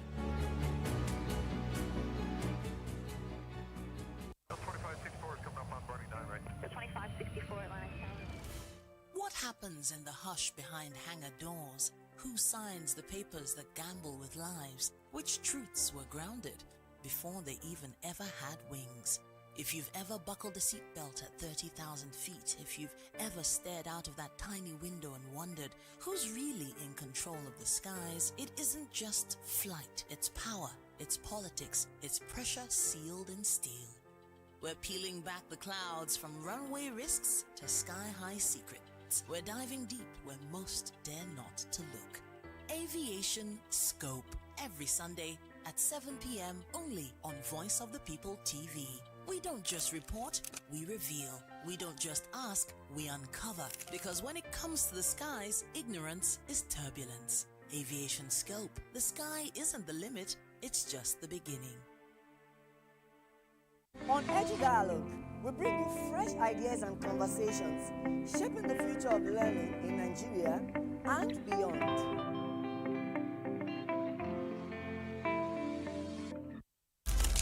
In a world where power shapes with every headline. In a nation full of questions. In a world filled with noise, the truth needs a voice. The policies that shapes our world and the economy that determines our future. Every hour, every day, the grapevine keeps buzzing. And together, we are committed to telling the stories that shape our world because your voice is our focus. Don't forget, our voice matters the most. Let us come together and share our concerns.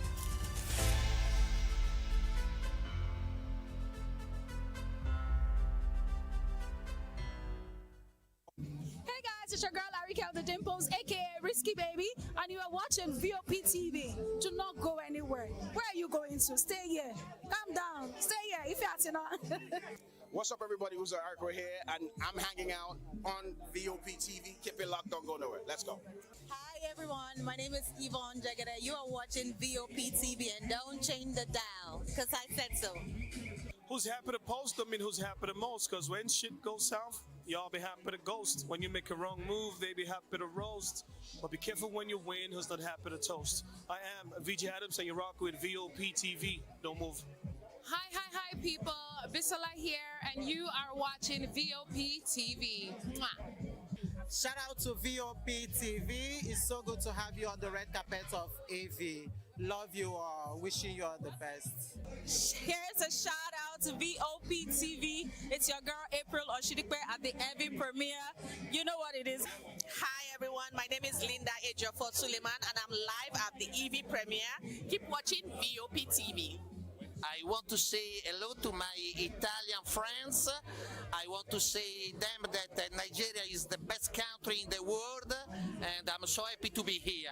Thank you so much. Hi guys, my name is Tomowatebe. I'm an actor, and you guys are live on Voptv. Keep it locked, because I said so. Ladies and gentlemen, boys and girls, this is your girl Philly Storms out here, and this is a big shout out to Voptv. Hi guys, my name is Charles Bourne. My name is Lydia Lawrence Nze. Please keep watching Voice of the People television. Love ya. This is Health Check, your weekly guide to better living.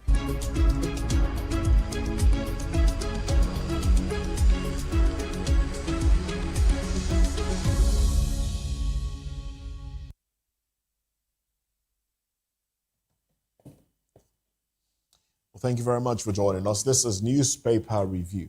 I'm Moses Humphrey. And I'm Jane Ogoye. I'm Chukwuma Okoro. Good to have you join us again. And yes, we do have Barrister Darlington Akumo join the conversation as well. Good morning to you once again. My pleasure. And Williams Ajayi joins us from Benin. Williams, I hope we'll be able to get your audio this time around. And thank you very much for staying back with us. Let's get your audio first.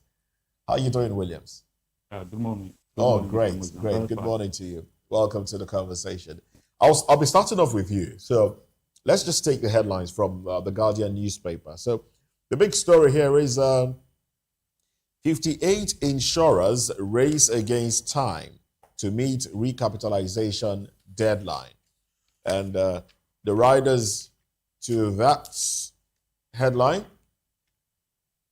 only 25 operators show readiness for required capital verification. Layoffs imminent as more players consider M&A.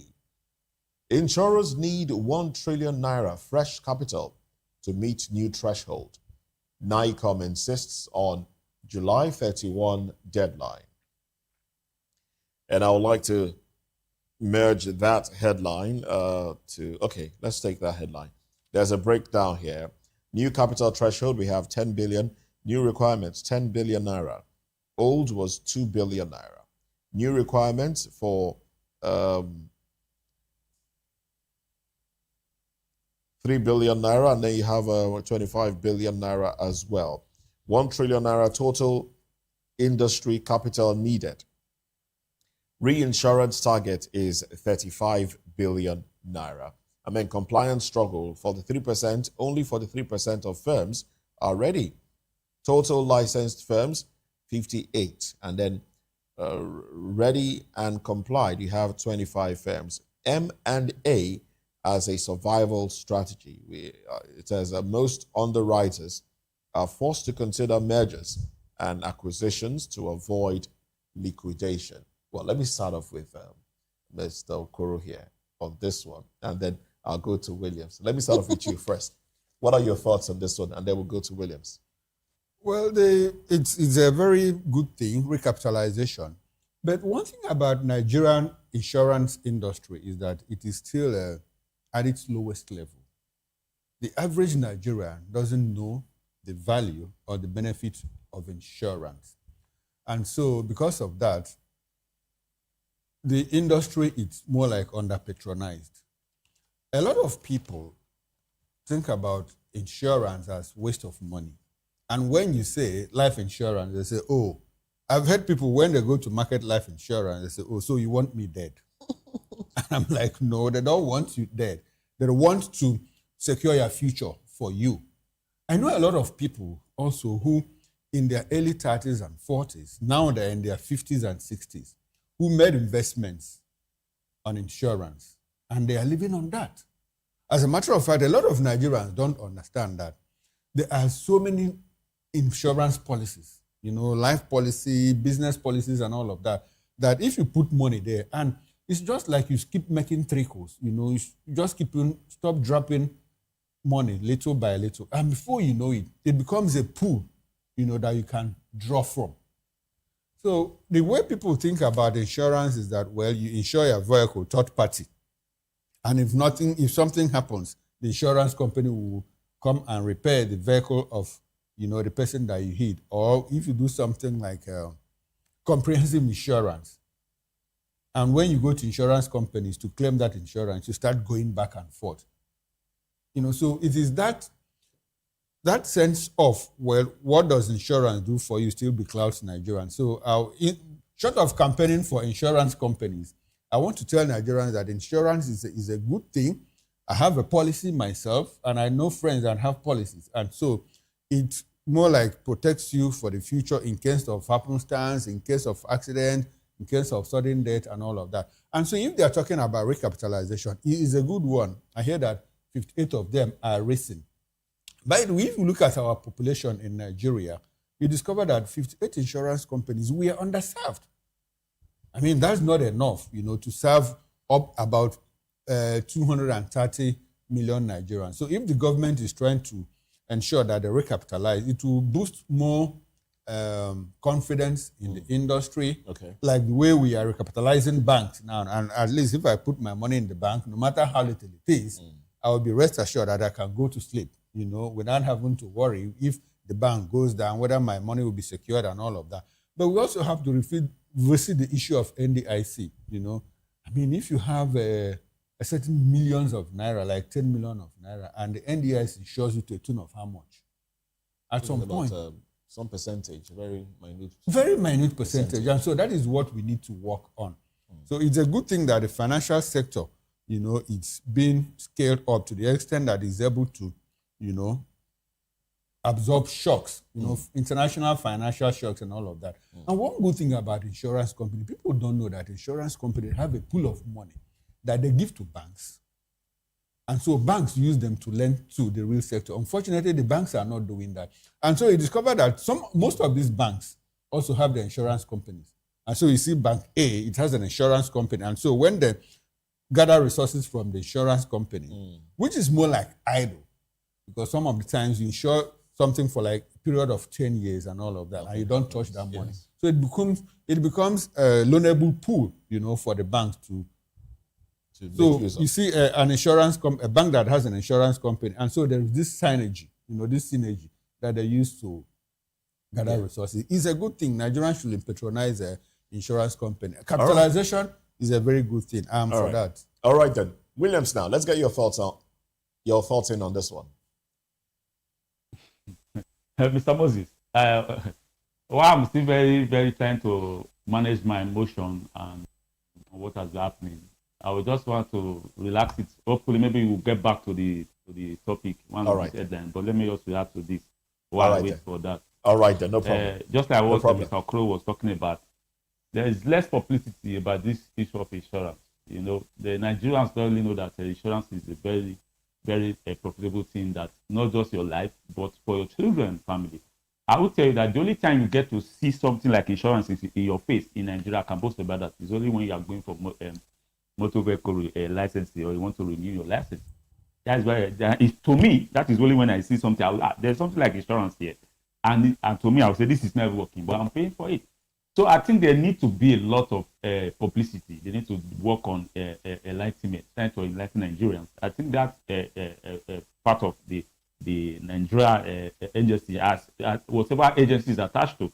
They really need to do a lot because it's a very profitable something, and the recapitalization, and then you pay in more money. It means that they can go a long way to serve Nigerians better. And they should also work with bank. I think my personal bank, there is this program into with them, form of insurance, space of 5 years. And I think that's the only time I've seen something like insurance. I think they work with the bank, and the Nigerians, they are very attracted to something coming from the bank, like places that they have much confidence, that they give you much confidence, that they'll be very willing to patronize. So this is an establishment on its own. Yeah, I think they really don't want to put in that interest, but they should try and bring it to the face of Nigeria through the places that are more appealing to them, so that the Nigerians can key in to these insurance policies. All right, then. Thank you very much. Barrister Darlington. Yes. Under insurance law, the principle of umbarima fidel, which is the guiding principle, that is full disclosure, utmost good faith, is lacking. That is the greatest enemy of insurance in Nigeria. Both the insured and the insurer are not always truthful in their insurance policy. It is at the point of indemnity that you begin to hear other things that was not there before, and issues will arise. And that is why most times people don't get value for their money or for the insurance policy they took. That is a very big issue here, but nobody is addressing it. Umbarima fidel. Unfortunately, because of this lacuna, most people are not interested or attracted to insurance, because when they hear stories of people who have bought their fingers because the insurance company did not pay as at when they should, because at that time they will now begin to look at something they should have done from the beginning when you are filling your form and all that.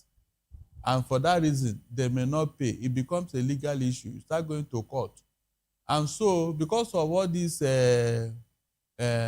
hiccups, all these barriers and obstacles, people don't value insurance in Nigeria.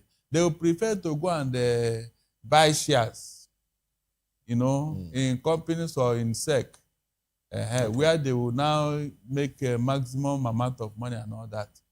Now that they are making third-party insurance in motor vehicle compulsory, and maybe that is where you will see them. But apart from that, all these other ones that people are talking about, until the impression and the laws governing insurance in Nigeria is the issues involved are addressed, people may not be willing to take it up as they take up banking issues. All right. Yes, Mr. Agum, I do understand your point, and I appreciate that. I agree with you. It's a larger part of a Nigerian thing. Nigerians don't like obeying obligations. Nigerians don't like meeting obligations, So, and it's part of our culture. and we have had to talk about it several times. You walk into a banking hall and you want to, push your right, and someone comes here and says, "Oh, I was standing here before you," and I said, "I didn't see you."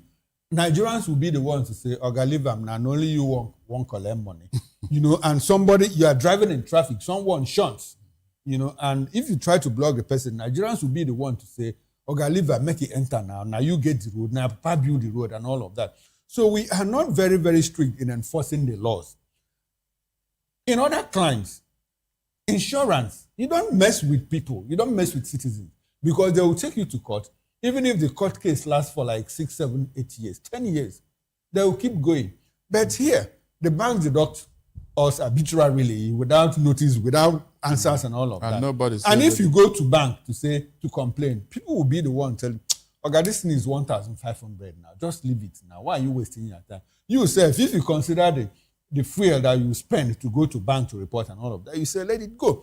And so they take advantage of us. And you imagine, like this morning, my alert in my bank came in excess of 1,700 for transactions, just SMS transactions, divided by 6. How many transactions did I make in a month?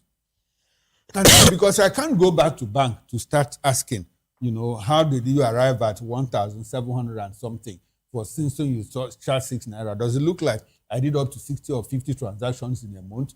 Do I sell crayfish? Do I sell akara? Do I sell kuli? Or do I sell corn? You understand? So because I don't go, another person doesn't go, another person does not go, and so we have like 5 million people, 10 million people, have the same deduction. And banks are smiling home with profits.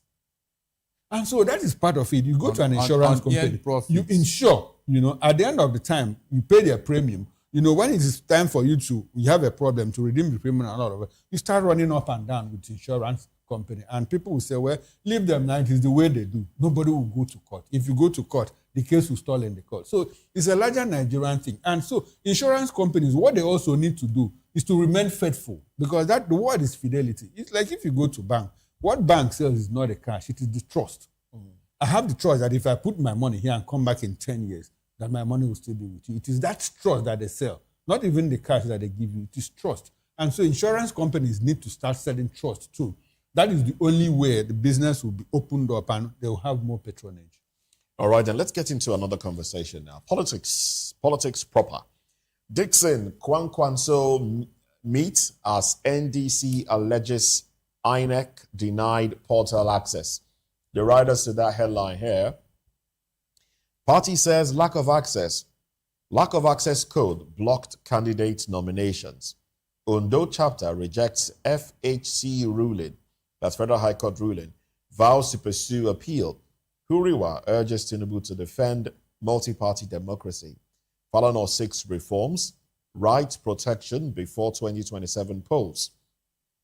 APC chieftain dismisses Obi's 2027 exclusion claims. The Punch report says Obi Kwankwanso lead NDC's battle against deregistration. The riders, Obi Kwankwanso Dixon, in marathon meetings as NDC files appeal today. Opposition party insists judgment won't stand. Vows 2027 ballot battle. Lawyers push speedy appeal as court ruling threatens NDC's bid. Do we have that headline in? Well, it appears in most of the dailies. And then, Peter Obi, from the Vanguard now. Peter Obi can't beat Tinubu in Lagos again. Presidency. All right. And yes, of course. So that's pretty much, that's how the headline appears in most dailies. Let me start off with you now, Barrister Darlington. On what ground would somebody say that? Is Tinubu the owner of Lagos? When people make statements like this... He's a city boy. Is that what? He's a city boy. Are you serious? So Lagos is the only city in Nigeria? He's the city No, they are talking about Lagos. Lagos is the only city in Nigeria that Tinubu, nobody can beat Tinubu in Lagos. Is he the owner of Lagos? These are issues. In fact, you can add it to what Tinubu said the other day, that he will not hand over to anybody. Very arrogant statements. For somebody who claims to be a Democrat, you don't do things like this. You don't talk like this. You will not hand over to anybody. Is that your preserve? I mean, are you the owner of that seat? Even with all the baggages that is following you. And so in fact, I don't understand. Seriously, Nigerians have been pummeled into submission. That is why when things like this happen, nobody talks, nobody says anything. And they move over to the next infamy. Why these things is going on is because ab initio, people did not take Tinubu serious. They thought he was joking. But some of us were raising issues because we saw where this man was coming from, where he's going, but nobody paid attention. That's why he got in this far. If they had been trying to checkmate him from the beginning, he wouldn't have gone this far. And that's the truth. Whenever they commit this thing, somebody will come and defend it on the media. It does not matter. It does not matter. Yet it matters. And so, whether he likes it or not, people are going to vote. You cannot force people to vote for you. If it happened before in Lagos, it can happen again. In fact, the ground for the Tinubu defeat in Lagos is more rife now than before. It is more rife now than before. If you are saying nobody can win, then conduct a free and fair election. You were saying something about a secret poll conducted. Are you privy to the results of that poll? Of course, that is why they are G3. That is why they are G3. Yeah, the poll, in fact, Tinubu is nowhere to be found in that poll. Obi is far ahead. You had Ladi said it here that it was 0.73%. I mean, minus 73%. Is that a victory? So something is pushing them into saying all this just to console themselves. If he's sitting pretty, if he is sure of winning, I don't think there will be this jittery. Seriously, they will not. All this thing that they are doing with the court today is as a result of their uncertainty, their fear. You know, if you are sitting pretty with 32 governors in your kitty, you will just be laughing. In fact, you'll be taking cognac every day, while the other parties are struggling and trying to catch up with you. But it is not like that. Moses, they know they have failed. You can see the wife have taken up a campaign already, donating money here and there. All these things is a sign of jittery. And so when Dare was talking, he was not talking to himself. Ojutila. People, I don't open now. You can no longer deceive them again. That is just the reality. Okay, now it's a good thing that we are talking about this again. I'm on the other side. You know, during the morning show, when we talk about the secret poll, and I asked Barrister, you know, secret poll, so you are aware of it. Is it still secret? I knew what I was saying. It is not just APC, you know. Other political parties have also conducted their polls, you know, and I mean, the results are baffling, as a matter of fact. And I'm not surprised, and I'll be surprised that anybody is surprised to understand that the APC, you know, is at the lowest rung of that poll.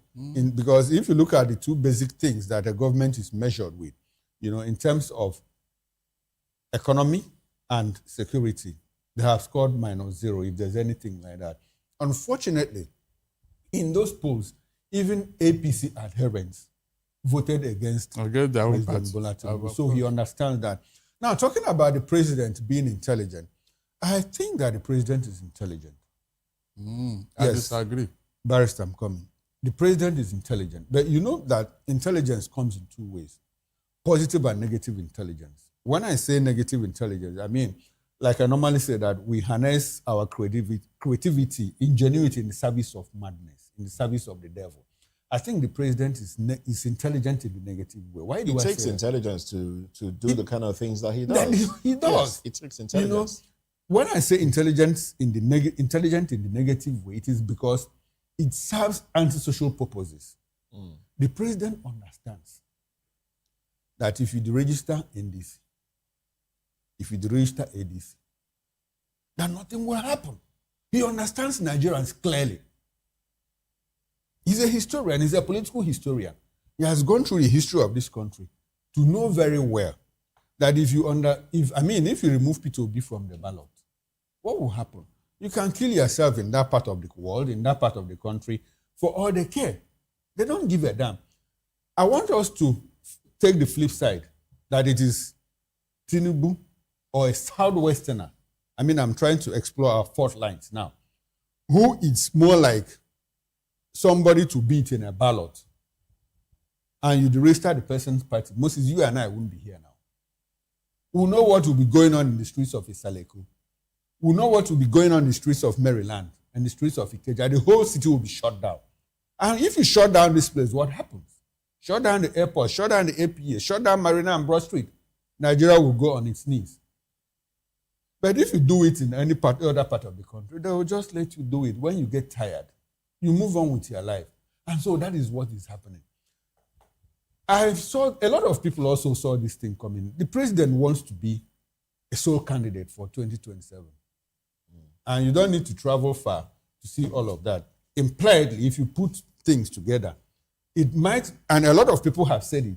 Adewale Adebayo of SDP says Tinubu wants to be the presidential candidate for APC, for PDP, for Labour Party, and for SDP. He's on record. I asked him and he said it on my show. So it's not as if I'm the one saying it. I didn't make it up. Atiku Abubakar has shouted. P2B has shouted. You know, but like Nigerians, everybody sit quiet and say, well, it must not happen. When we talked about one-party state, when they had about 16 governors or so, people didn't see it coming. At last count, they have 32 or even more. They have majority in the National Assembly. And yet we kept saying it cannot happen in Nigeria. It is happening before our eyes, in our presence. So the president is smart. He understands that Nigerians won't do anything. If you boycott the elections, INEC will declare him the winner. And you know what will happen? He's the president. Barrister said here that he said that he won't hand over to anyone. I didn't hear that. But if that is what he said. He said it. If that is what he said, you can imagine. All right. I would have, I just wanted to chip in. I would have hoped that at this point, like we talked about it during the show, VOP this morning, that maybe this is a time that the opposition, should galvanize, unify. There's any come together. Opposition, they are divided. They cannot. Yeah, because if they whose can, interest are they galvanizing? Because is if it on the they interest can, of P2B? Yeah. Or in the interest of P2B or in the interest of Atiku Because if Abubakar? they can't, we won't have split votes. Imagine all of them coming together and Nigeria's through Jen, their I'm way. just telling you that they don't. P2B wants to be president. Atiku Abubakar wants to be president. Bola Tinubu wants to remain president. So the best they could offer us is allow Nigerians to go and vote. In 2023, everybody voted. In 2019, in 2015, people voted. In 2011, in 2007. So why would 2027 be different? That's the big question. Why would 2027 be different? And if the president and the APC feel that they have done so well, then allow free and credible election. All right, let's go to Williams now. Williams, let's get your thoughts in. Yes, Mr. Moses, thank you very much. Nigeria as a country, we need a major reform. And people like Peter Obi and the like are the ones who can bring these reforms. And take it from me, they are a direct threat to the establishment. Because if you listen to his statement at that conference, he said that he's going to be president to every Nigerian, that even the lowest person can be opportunity to be in positions that they deserve to be. That what it means that there will be clear and free opportunity for everybody to express themselves. You don't need to know one leader or that. And these are also threats to the establishment. And what they are doing is to make sure that he does not get into power, because when he gets into power, he's definitely going to be the beginning of a major reform for this country. You have men like that who are so selfless, telling you directly to their faces that this is a direct threat to them. This is what this man is all about. And we must not allow him. He's a threat to the establishment. When this man comes, definitely, even the likes, the ADC and all that, they will be all gone. They will not be in politics in another 4 years' time. So what they are doing now is to make sure that he will never be in the ballot. And it's very, very threatening. Talking about the polls, in the last 2023 election, out of 100%, there's only 20% came out. Where are the 60%? They were on with those objections, the issues that were going on in the internet immediately after the answer. But what is the problem? Where is the 60%? Why are they not coming out? These are likening to what they are doing now. I will link it to what they are doing. Make sure that you run their morale down. Even the person that is contesting, Give them problem. Let them talk about it. Give them things that will make them see reason why they should not come out to come and vote. You know, imagine you as a politician now, person like, let me put myself in place of Peter Obi now. For example, they are going to court. I should expect them that they should go and be seeking for a stay of execution order from the court. Then imagine that there's a stay of execution order in the court, and then as Peter Obi, I'm in the field contesting it. My mind will not be balanced. I'll be thinking of the court case because they just want him to make sure that he should not be emotionally stable. You understand? Why he's not emotionally stable? Then the people who are in tune to him, they also will be emotionally stable. They will be undecisive. Where do we go? Should we allow this man to continue? And then come back to what happened at Ekiti State the other day. They come with money. Oh, Peter Obi is not. Look at what is happening. Do you think? Look at what they are putting him through, and he's not doing enough. I will tell you, the opposition are not doing enough. They are coming back to what I'm talking about. People will buy into money. Look at the young lady or the other that is splitting 15,000. What is 15,000? He says 15,000. 15 pa. Very insulting. These are the people who still come out and do still bow to chicken change that will not sustain you for 1 week. In a day, people are spending close just for feeding, for families and all that. So these are the things that Nigerians need to understand. They are after you, not just after Peter Obi. They are after you. And they're coming back to the 36 governors that they have. They have 36 governors. Why are you so afraid? What is the problem? That you have 36 governors with you, 36 states. Okay, if you know you have them with you, that this is definitely they're going to do everything possible to get the state on our side. Then so why are you trying to make sure that there are no people on the ballot? Just like what Okoro said, it's unfortunate that if it becomes that other party are preparing to make sure that they give him as their sole candidate, it's very quite unfortunate. If you must fight your opposition in Nigeria, do it legitimately, do it in a very clear and ideological manner, a very brilliant way that will know that, yeah, this is how to be. They want to do it because it's happening in America. They were after Trump. If you want to do it like that, then go after the person's personality. Dig deep. If he's corrupt, if he has anything that will make him not to be on the ballot, then take it to court. Why the registering party? Why going after things that are directly linked to the people, threatening democracy? Because they've discovered that this man, in his personality, there's nothing we can do about it. Then let's go after the structure. Let's make sure that we bring down his structure so he doesn't have anywhere to fall back to. It is quite unfortunate. Look at what is happening. The girls, the children that are in the forest up to today, they are not talking about them. The wife came up the other day and she was, as a political scientist, she deliberately said that they do everything possible to dance down the thing that will make them look vindictive. Let them have something to talk about. Why the most important thing are there, not being touched. The opposition are not doing enough. Why they are giving you people issues, I know, because that is also a distraction for them. They will not want to see the things that are important, so they will talk about it and then let them bring this government. Look at what they did to Jonathan. Without a fear of it, but look at what they did to Jonathan. There were other issues that were being presented by PDP the other time, but they refused to bow to those stuff. They focus on that issue of the Chibok girls. So they need to see, the opposition need to retreat back, sit down, do a proper analysis. How do we get these people? They are giving you things back to back, putting on off balance, throwing off balance, dancing to the tune. What they need to do is clear, very simple. Go there, fight for a stay of execution, come back, focus on the things that are very important. This country is running a full reverse guard backward, and we need to be talking about it. We're not supposed to relax. The Nigerian citizen needs to understand that whatever is happening is not all about these people that are there. It is about us. Thank you very much. All right, thank you very much, William Sediaye. Let's run to another headline now. Doctors give fresh 4-week deadline over unpaid salaries. Doctors give FG fresh 4-week deadline over unpaid salaries. Unpaid allowances, I beg your pardon. And, okay. Well, that's one headline. We also have probe alleged diversion of 6.3 billion naira constituency funds. Serap tells NAS. Abuad Multi-System Hospital commences robotics surgery. Interesting times. Abuad Multi-System Hospital commences robotics surgery.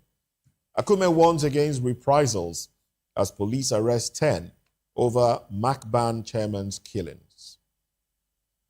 And these are, well, Senate defends state police bill as child of necessity. INEC releases access codes today as APC rejects fake list of candidates. NIMET workers to ground aviation activities over unpaid dues. There you have it. Those are the headlines there. I want to support the doctors. My only worry here is that the casualties may be more on the poor masses. If not, I would have supported them to insist. Because government cannot tell me that they don't have money. They cannot say that. I don't see any of the political appointees that they are owing their salary and all that. And so a critical sector like hospital, Medicare, you neglect their operators for no justifiable reason. I don't think it's a question of no money. No, it cannot be. Because, in fact, I want to add it to what Serap is pursuing. That 6.43 billion or so, 3.6 billion that is missing from constitutional allowance. They should add the money Benga Komolafe took away from the upstream sector. They should add it and probe that money. I am interested in that money. Let Tinubu come and tell us how Benga Komolafe left with 5 trillion naira and $1.4 billion. He just asked him to go with that money. And you are owing doctors. How do you rationalize that? You are owing doctors and you allow the man, one man, to go away with that kind of money. It doesn't add up. So setup should add to their action this particular money. They should call that man to come and explain what is we doing with Tinubu that should warrant him to allow him to go with that money. All right. You want to say something? You want to take ahead? Yes, about the medical doctors' strike. Well, that's the one you choose to stay with. Yes, let me stay with it and just briefly. But before then, there's this robotics. Yes, that's in Abuad. Abuad, yeah. Is in which state is that again? Something University of Teaching Hospital. It's in the north. Yes, you know, and so it's commendable. It's commendable. We have the expertise to do all of that in Nigeria. The problem we have is the people that are leaving this country, all of them don't necessarily want to leave. I'm talking about medical personnel. But because of fluctuations in payment, you know, irregular salary, lack of equipment, lack of training. Look at National Association of Resident Doctors, you know, during residency. How many times do they go off because of emoluments and all of that? So it's a big problem. So we have the best hands in Nigeria. I told of my homeboy, you know, who went to UK the other day and he beat people from 36 other parts of the world. Right. Abuad is Afe Babalola University. Yes, that's Afe Babalola University Hospital in Ado Ekiti. In Ekiti. Yes, in Ekiti State. And so if they can do all of that, we, in the north, I think AB, the university in Kano State, they performed one surgery, eye surgery, and they happen to be one of the best, I think, in West Africa. You know, have instances of such things. We also have in Lagos here, in Lagos, Nigeria, where they do kidney transplant, you know, seamlessly and all of that. We have all of these things. We have the personnel. We have people that were trained in Johns Hopkins University in America, and they work here. But unfortunately, we have a government that doesn't, you know, pay attention, you know, to the health sector. Neither do they pay attention to the education sector. And in some places, in the beautiful parts of the world, you know, they train the people, you know, that will develop the country. But here, we relegate people to the background. What do we do instead? Our politicians send their kids, you know, overseas to go and train and all of that. And when they come back, what do? They stay at top. The problem with Nigeria is Nigerians have kept quiet for too long. And I keep saying, any day Nigerians want Nigeria to change, Nigeria will change. I'd also like to talk about the access code, to upload candidates' list. Or initially, we were told that it will happen on the 26th of June. I'm surprised that it didn't happen. And over the weekend, I was like, what's the problem? And they say it's going to happen again today. Meanwhile, some people are already complaining. APC is shouting, Barrister, did you hear? Yeah. That they have a fake list of candidates. That was the reason for the delay. They said it was APC's making. That they deliberately want to delay to divert the attention of their members who will raise eyebrows. Exactly the point. So you understand what happened. Some people, when they said come over to the APC, they went over to the APC, they were denied tickets and all of that. But I would like to see how this issue of the NDC will be resolved. From what I understand about Nigerian politics, we might just be going back and forth till August, September, and campaigns will kick off. In the case we first go to appeal court, from appeal court to Supreme Court might eventually ask them to go back to the High Court, just trying to buy time, waste time, and all of that. Look at what ADC is going through. Now, ADC, they said June 5th. From June 5th, they moved it to June 8th. Now, from June 8th, they moved it to June 15th. Now, the new date for the substantive case, that Nafi Balagombe took the court, has been slated for July 7th at the High Court.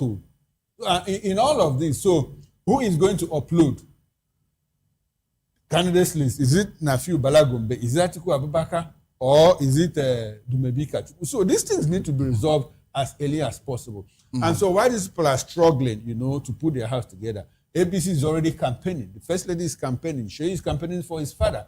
Sunday Dare is campaigning. And when they tell you that Obi cannot win in 2027, Nigerians don't want him to win, but allow him to be on the ballot.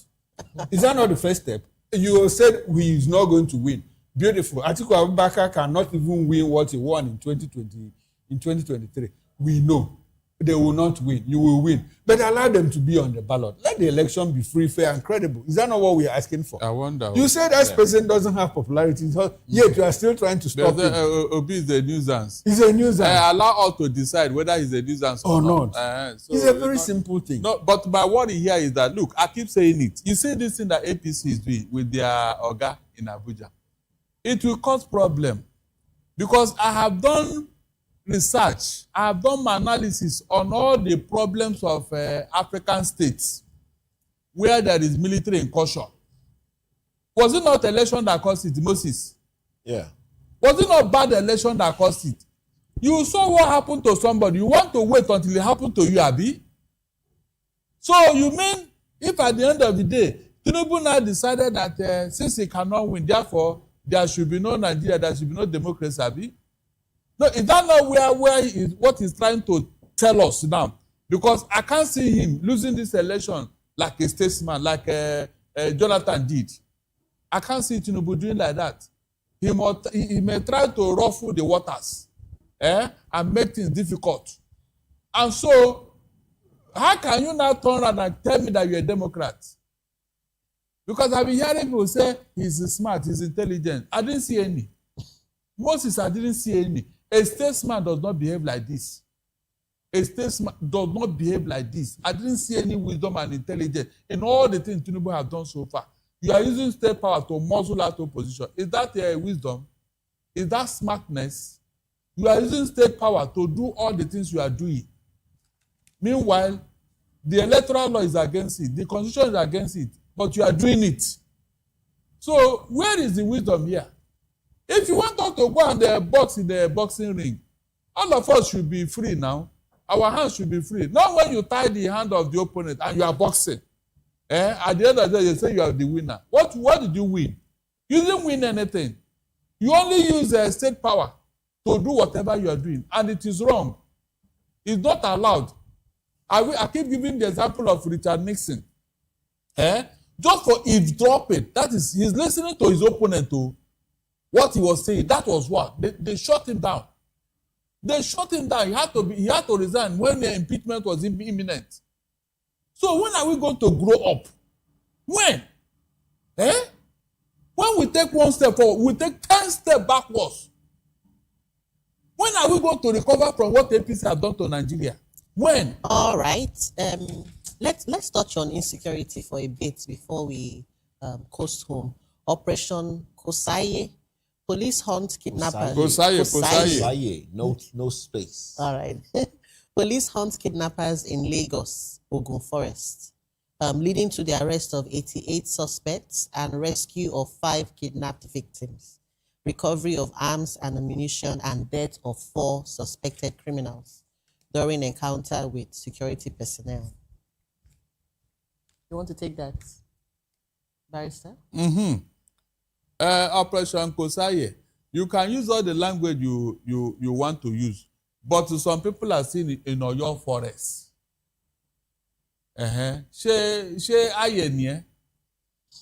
You know, when people don't talk, I don't get it. Kosaye, but they are still operating. Isn't this something? At least this. What is something? The police, they are combing the forest. They are trying to arrest. They made some arrests. Moses, I want to hear that there will be no more terrorism in the Southwest. No more.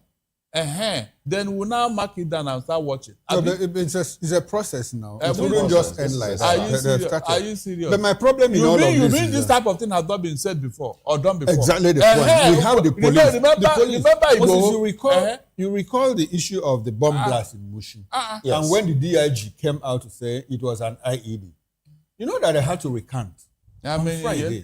They said it wasn't an IED, that it was equipment malfunction and all of that. But I think that what they were trying to do is to do damage control, to manage it. It was certainly an IED. It was. So what kind of equipment malfunction was that? And so because, before the DIG came out to tell us that it was an IED, you have the police bomb disposal unit didn't examine all of that before the DIG made that comment. And so when we live lives like this, when we live in denial, it speaks to, the kind of problems you normally get into. Police knows what the truth is. And like Barrister said, this is not the first time. At some point, Tinubu administration told us that they have killed 13,000 terrorists in some parts of the Northwest. And so how many do we still have alive? I wonder.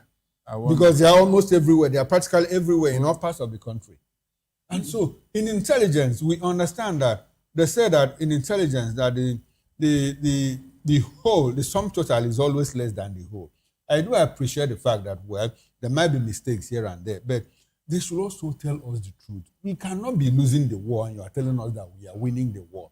At some point, Nigerians will not even believe anything that you say, and we have reached that threshold where if government says something, people will say, well, it's a lie, even when it is true. As I talk to you now, this Operation Kosaye, let them tell me now that there is no terrorists around all the forests in the Southwest, in Ondo, in Ogun State here. Let them come and tell me that nobody again, they can't find any terrorists in these places. And so what is the guarantee that they will not operate from there? All right. So all these things, they are just trying to live in denial because election is coming and all. I don't get it. Jonathan did the same thing. They say he doesn't want to be too harsh with the North because of election. At the end of the day, did he not lose the election? What came out of it? All right. Well, this is how far we go. Thank you very much. Do we still have Williams online? Okay. Well, thank you very much, Williams Ajayi. Williams, let's have your thoughts in, please. Let's have your thoughts in. Yes, because the doctor issues, they said... I would bring to your notice that the UK recently licensed 266 Nigerian doctors, and then total 4,600 Nigerian doctors so far be ported or imported to the UK. This is quite alarming. It's very, very unfortunate that we are losing our doctors because of the poor remuneration and the poor facilities. It's very, very dangerous. There was one of my friends I was trying to explain something. He based in Lagos. Said his dad was having some kind of brain issue. I forgot the name of this doctor. He said we have one that they have to book very fast. That was at risk of dying. And the only doctor that was capable of doing that had a lot of schedules on his plans. He had to travel around the country before we come down to Lagos and operate on that. That is, I was imagining what kind of situation that they have to make sure that they put his dad in good condition until the doctor is available to treat his dad. It's quite very unfortunate because we are seeing that when it comes to the Aton, such situation, their children or whatsoever, they could fly them abroad. They fly them abroad. And this is the situation we are facing in this country. And then you are telling that you want to win elections, and the things that you are supposed to be doing, they are not doing them. what are you campaigning for? What's easy to campaign? It's quite unfortunate. They're coming to these security issues. There was this headline that we're taking where I was not able to talk. The problem that is ongoing. That while the Nigeria security agency will receiving funds from interventions, what is happening to their own budgeted funds that they give to them? You can imagine that a lot of things going on in this country, all side by side that need questioning, but they keep on bringing distractions. The Nigerian Senate is supposed to be doing that. Shielding establishment, shielding Nigerian establishment, and it's very, very bad. Somebody is crying in the Senate saying that we should prove the NNPC, and they are saying they are shutting the man that we should not prove the why we that. I told you the last time that I was there that if they should investigate properly, a lot of senators would go down. I would not be surprised that the Senate president himself will be indicted. That what such 210 trillion investigate, and you are saying that they should shut the man that you should not question that establishment, and Nigerian money should just go down the drain like that. See, Nigerians need to do a lot. I will keep on saying it. The opposition, they need to do a lot. Things are happening that they need to focus on. And they are not doing it. Nigeria needs to speak up. Indeed. And speaking up is at the polls. And we must be able to do that no matter what you are going to face. Absolutely. Thank you very much. Thank you very much, William. Finally, please, as you round up, please, help me tell the police that aye Oshiwani Eko. As long as those children are in the forest, aye Oshiwa. All right, Kosaye. We will not allow any aye to exist. Thank you very much. We'll be speaking with William Sejayi, who joined us virtually. And we've had Darlington Nagumo, a lawyer, public affairs commentator. Also, Chukwuma Okoro makes a comeback later tonight, 6 p.m., Political Lens. Yes, and I'll be joined by Prince Francis Chilaka. We'll travel around the country. But specifically, we'll talk about the NDC and what the future holds for it. Do join us then. It promises to be quite interesting. Thank you for watching. I'm Jane Ogoye. See you tomorrow, bright and early. I'm Moses Humphrey. Bye for now. See you tomorrow.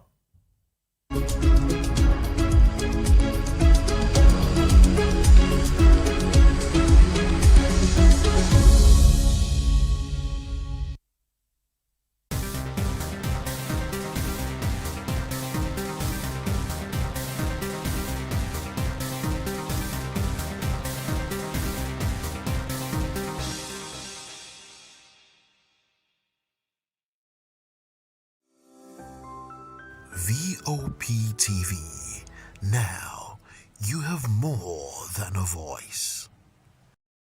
The red carpets, awards, the razzmatazz, music, fashion, interviews, and more. Spotlight on Voice of the People Television. Let's feed you with all the juicy stories in the global entertainment space, bringing you the glitz and glamour as it is hot. Stay tuned to Spotlight, 1 p.m. Monday to Friday. Spotlight on Voptv. Entertainment like never before.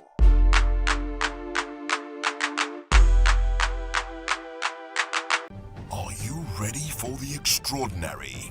Something big is happening on your screen. Introducing Voptv.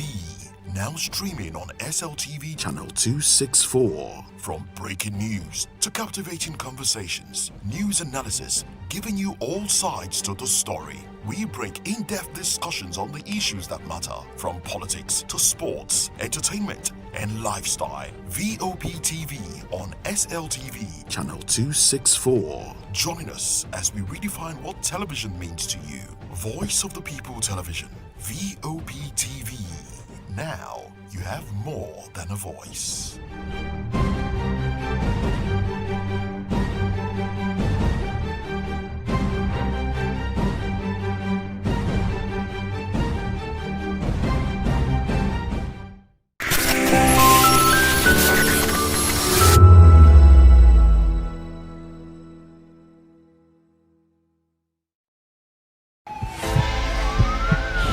This is Health Check, your weekly guide to better living, smarter choices, and trusted answers.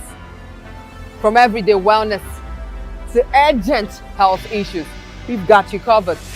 Health Check, only on Voice of the People Television, where your health has a voice.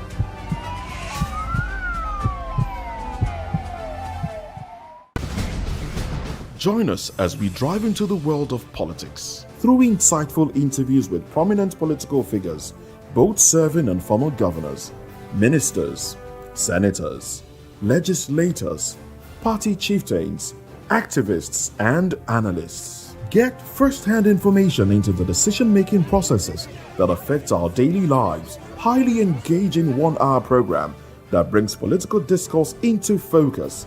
I am Chukwuma Okoro. Political Lens, Monday through Friday, 6 to 7 p.m.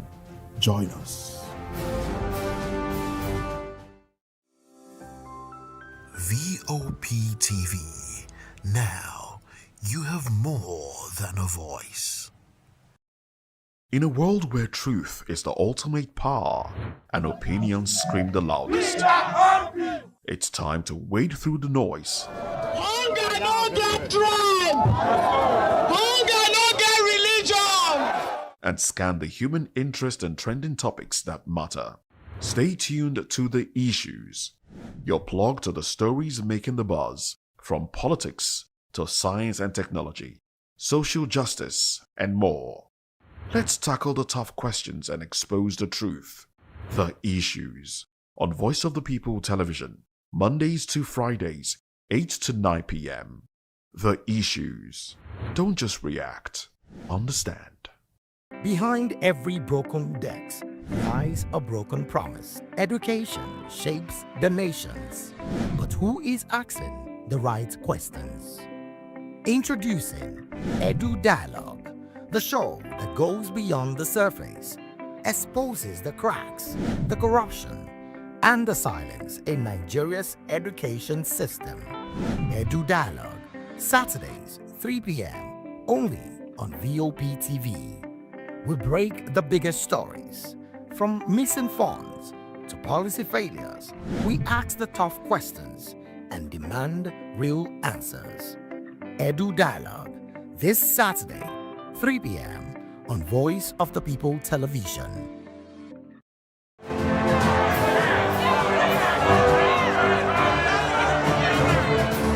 Do you want your voice to be heard? Do you know that you matter in the scheme of things? The People's Voice, the show where ordinary citizens take center stage as we discuss the biggest stories that affect you and I. With you in mind, we facilitate lively discussions, debates, and interviews on the topics that matter most to you and I. From social justice to economic empowerment, education to healthcare, governance, and more. Tackling tough topics and amplifying your voice. Join the conversation and make your voice count. The People's Voice. Make your voice count. I'm Sarah Nystrom from Sweden, aka Chief Omobowale, Communication Queen.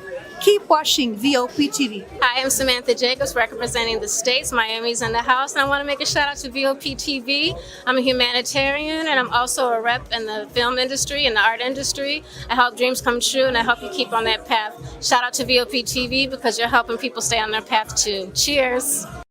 All right, my name is John Odibo.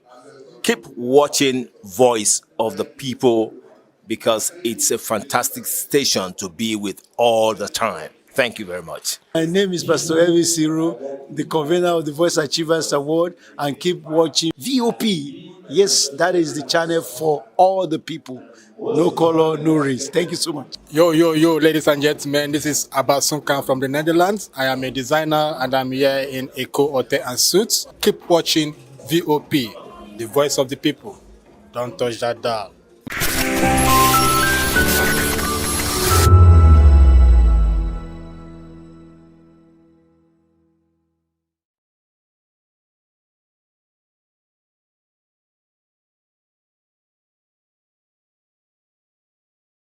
Became a symbol for 21st century media. And now, a new baby is born. Voice of the People Television. Voptv. Youthful, full of vigor and penchant for excellence in the continent's media space. Exposing the wrongs, applauding the rights, dissecting the news without fear or favor. Through factual and accurate stories and contents, Corruption kills three things that makes a society. Representing the interests of the people and giving them a voice. Voice of the People TV is here to stay towards building a fair society. Voptv, Voice of the People Television, truly a voice for the people.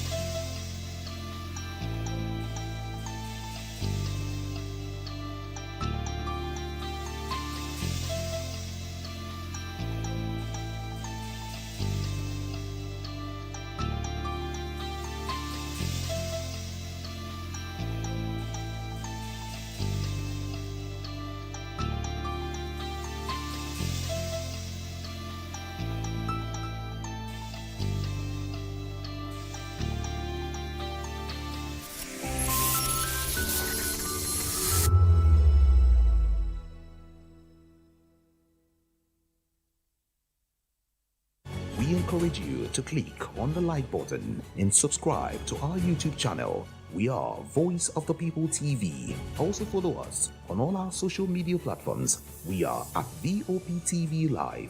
Visit our website www.vop.ng for fresh and trending news. Also watch us live on SLTV channel 264. Voptv, Voice of the People Television.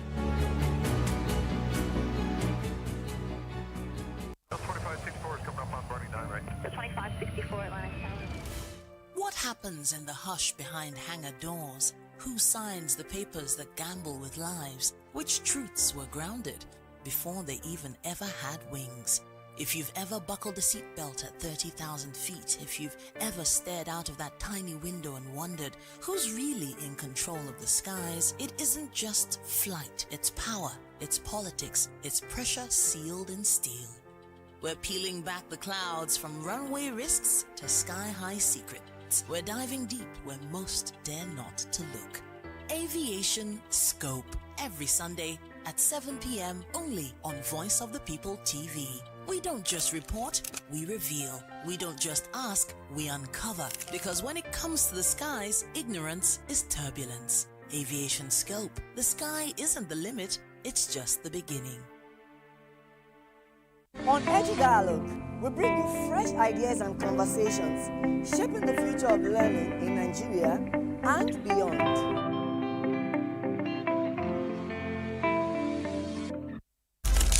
In a world where power shapes with every headline. In a nation full of questions. In a world filled with noise, the truth needs a voice. The policies that shapes our world and the economy that determines our future. Every hour, every day, the grapevine keeps buzzing. And together, we are committed to telling the stories that shape our world because your voice is our focus. Don't forget, our voice matters the most. Let us come together and share our concerns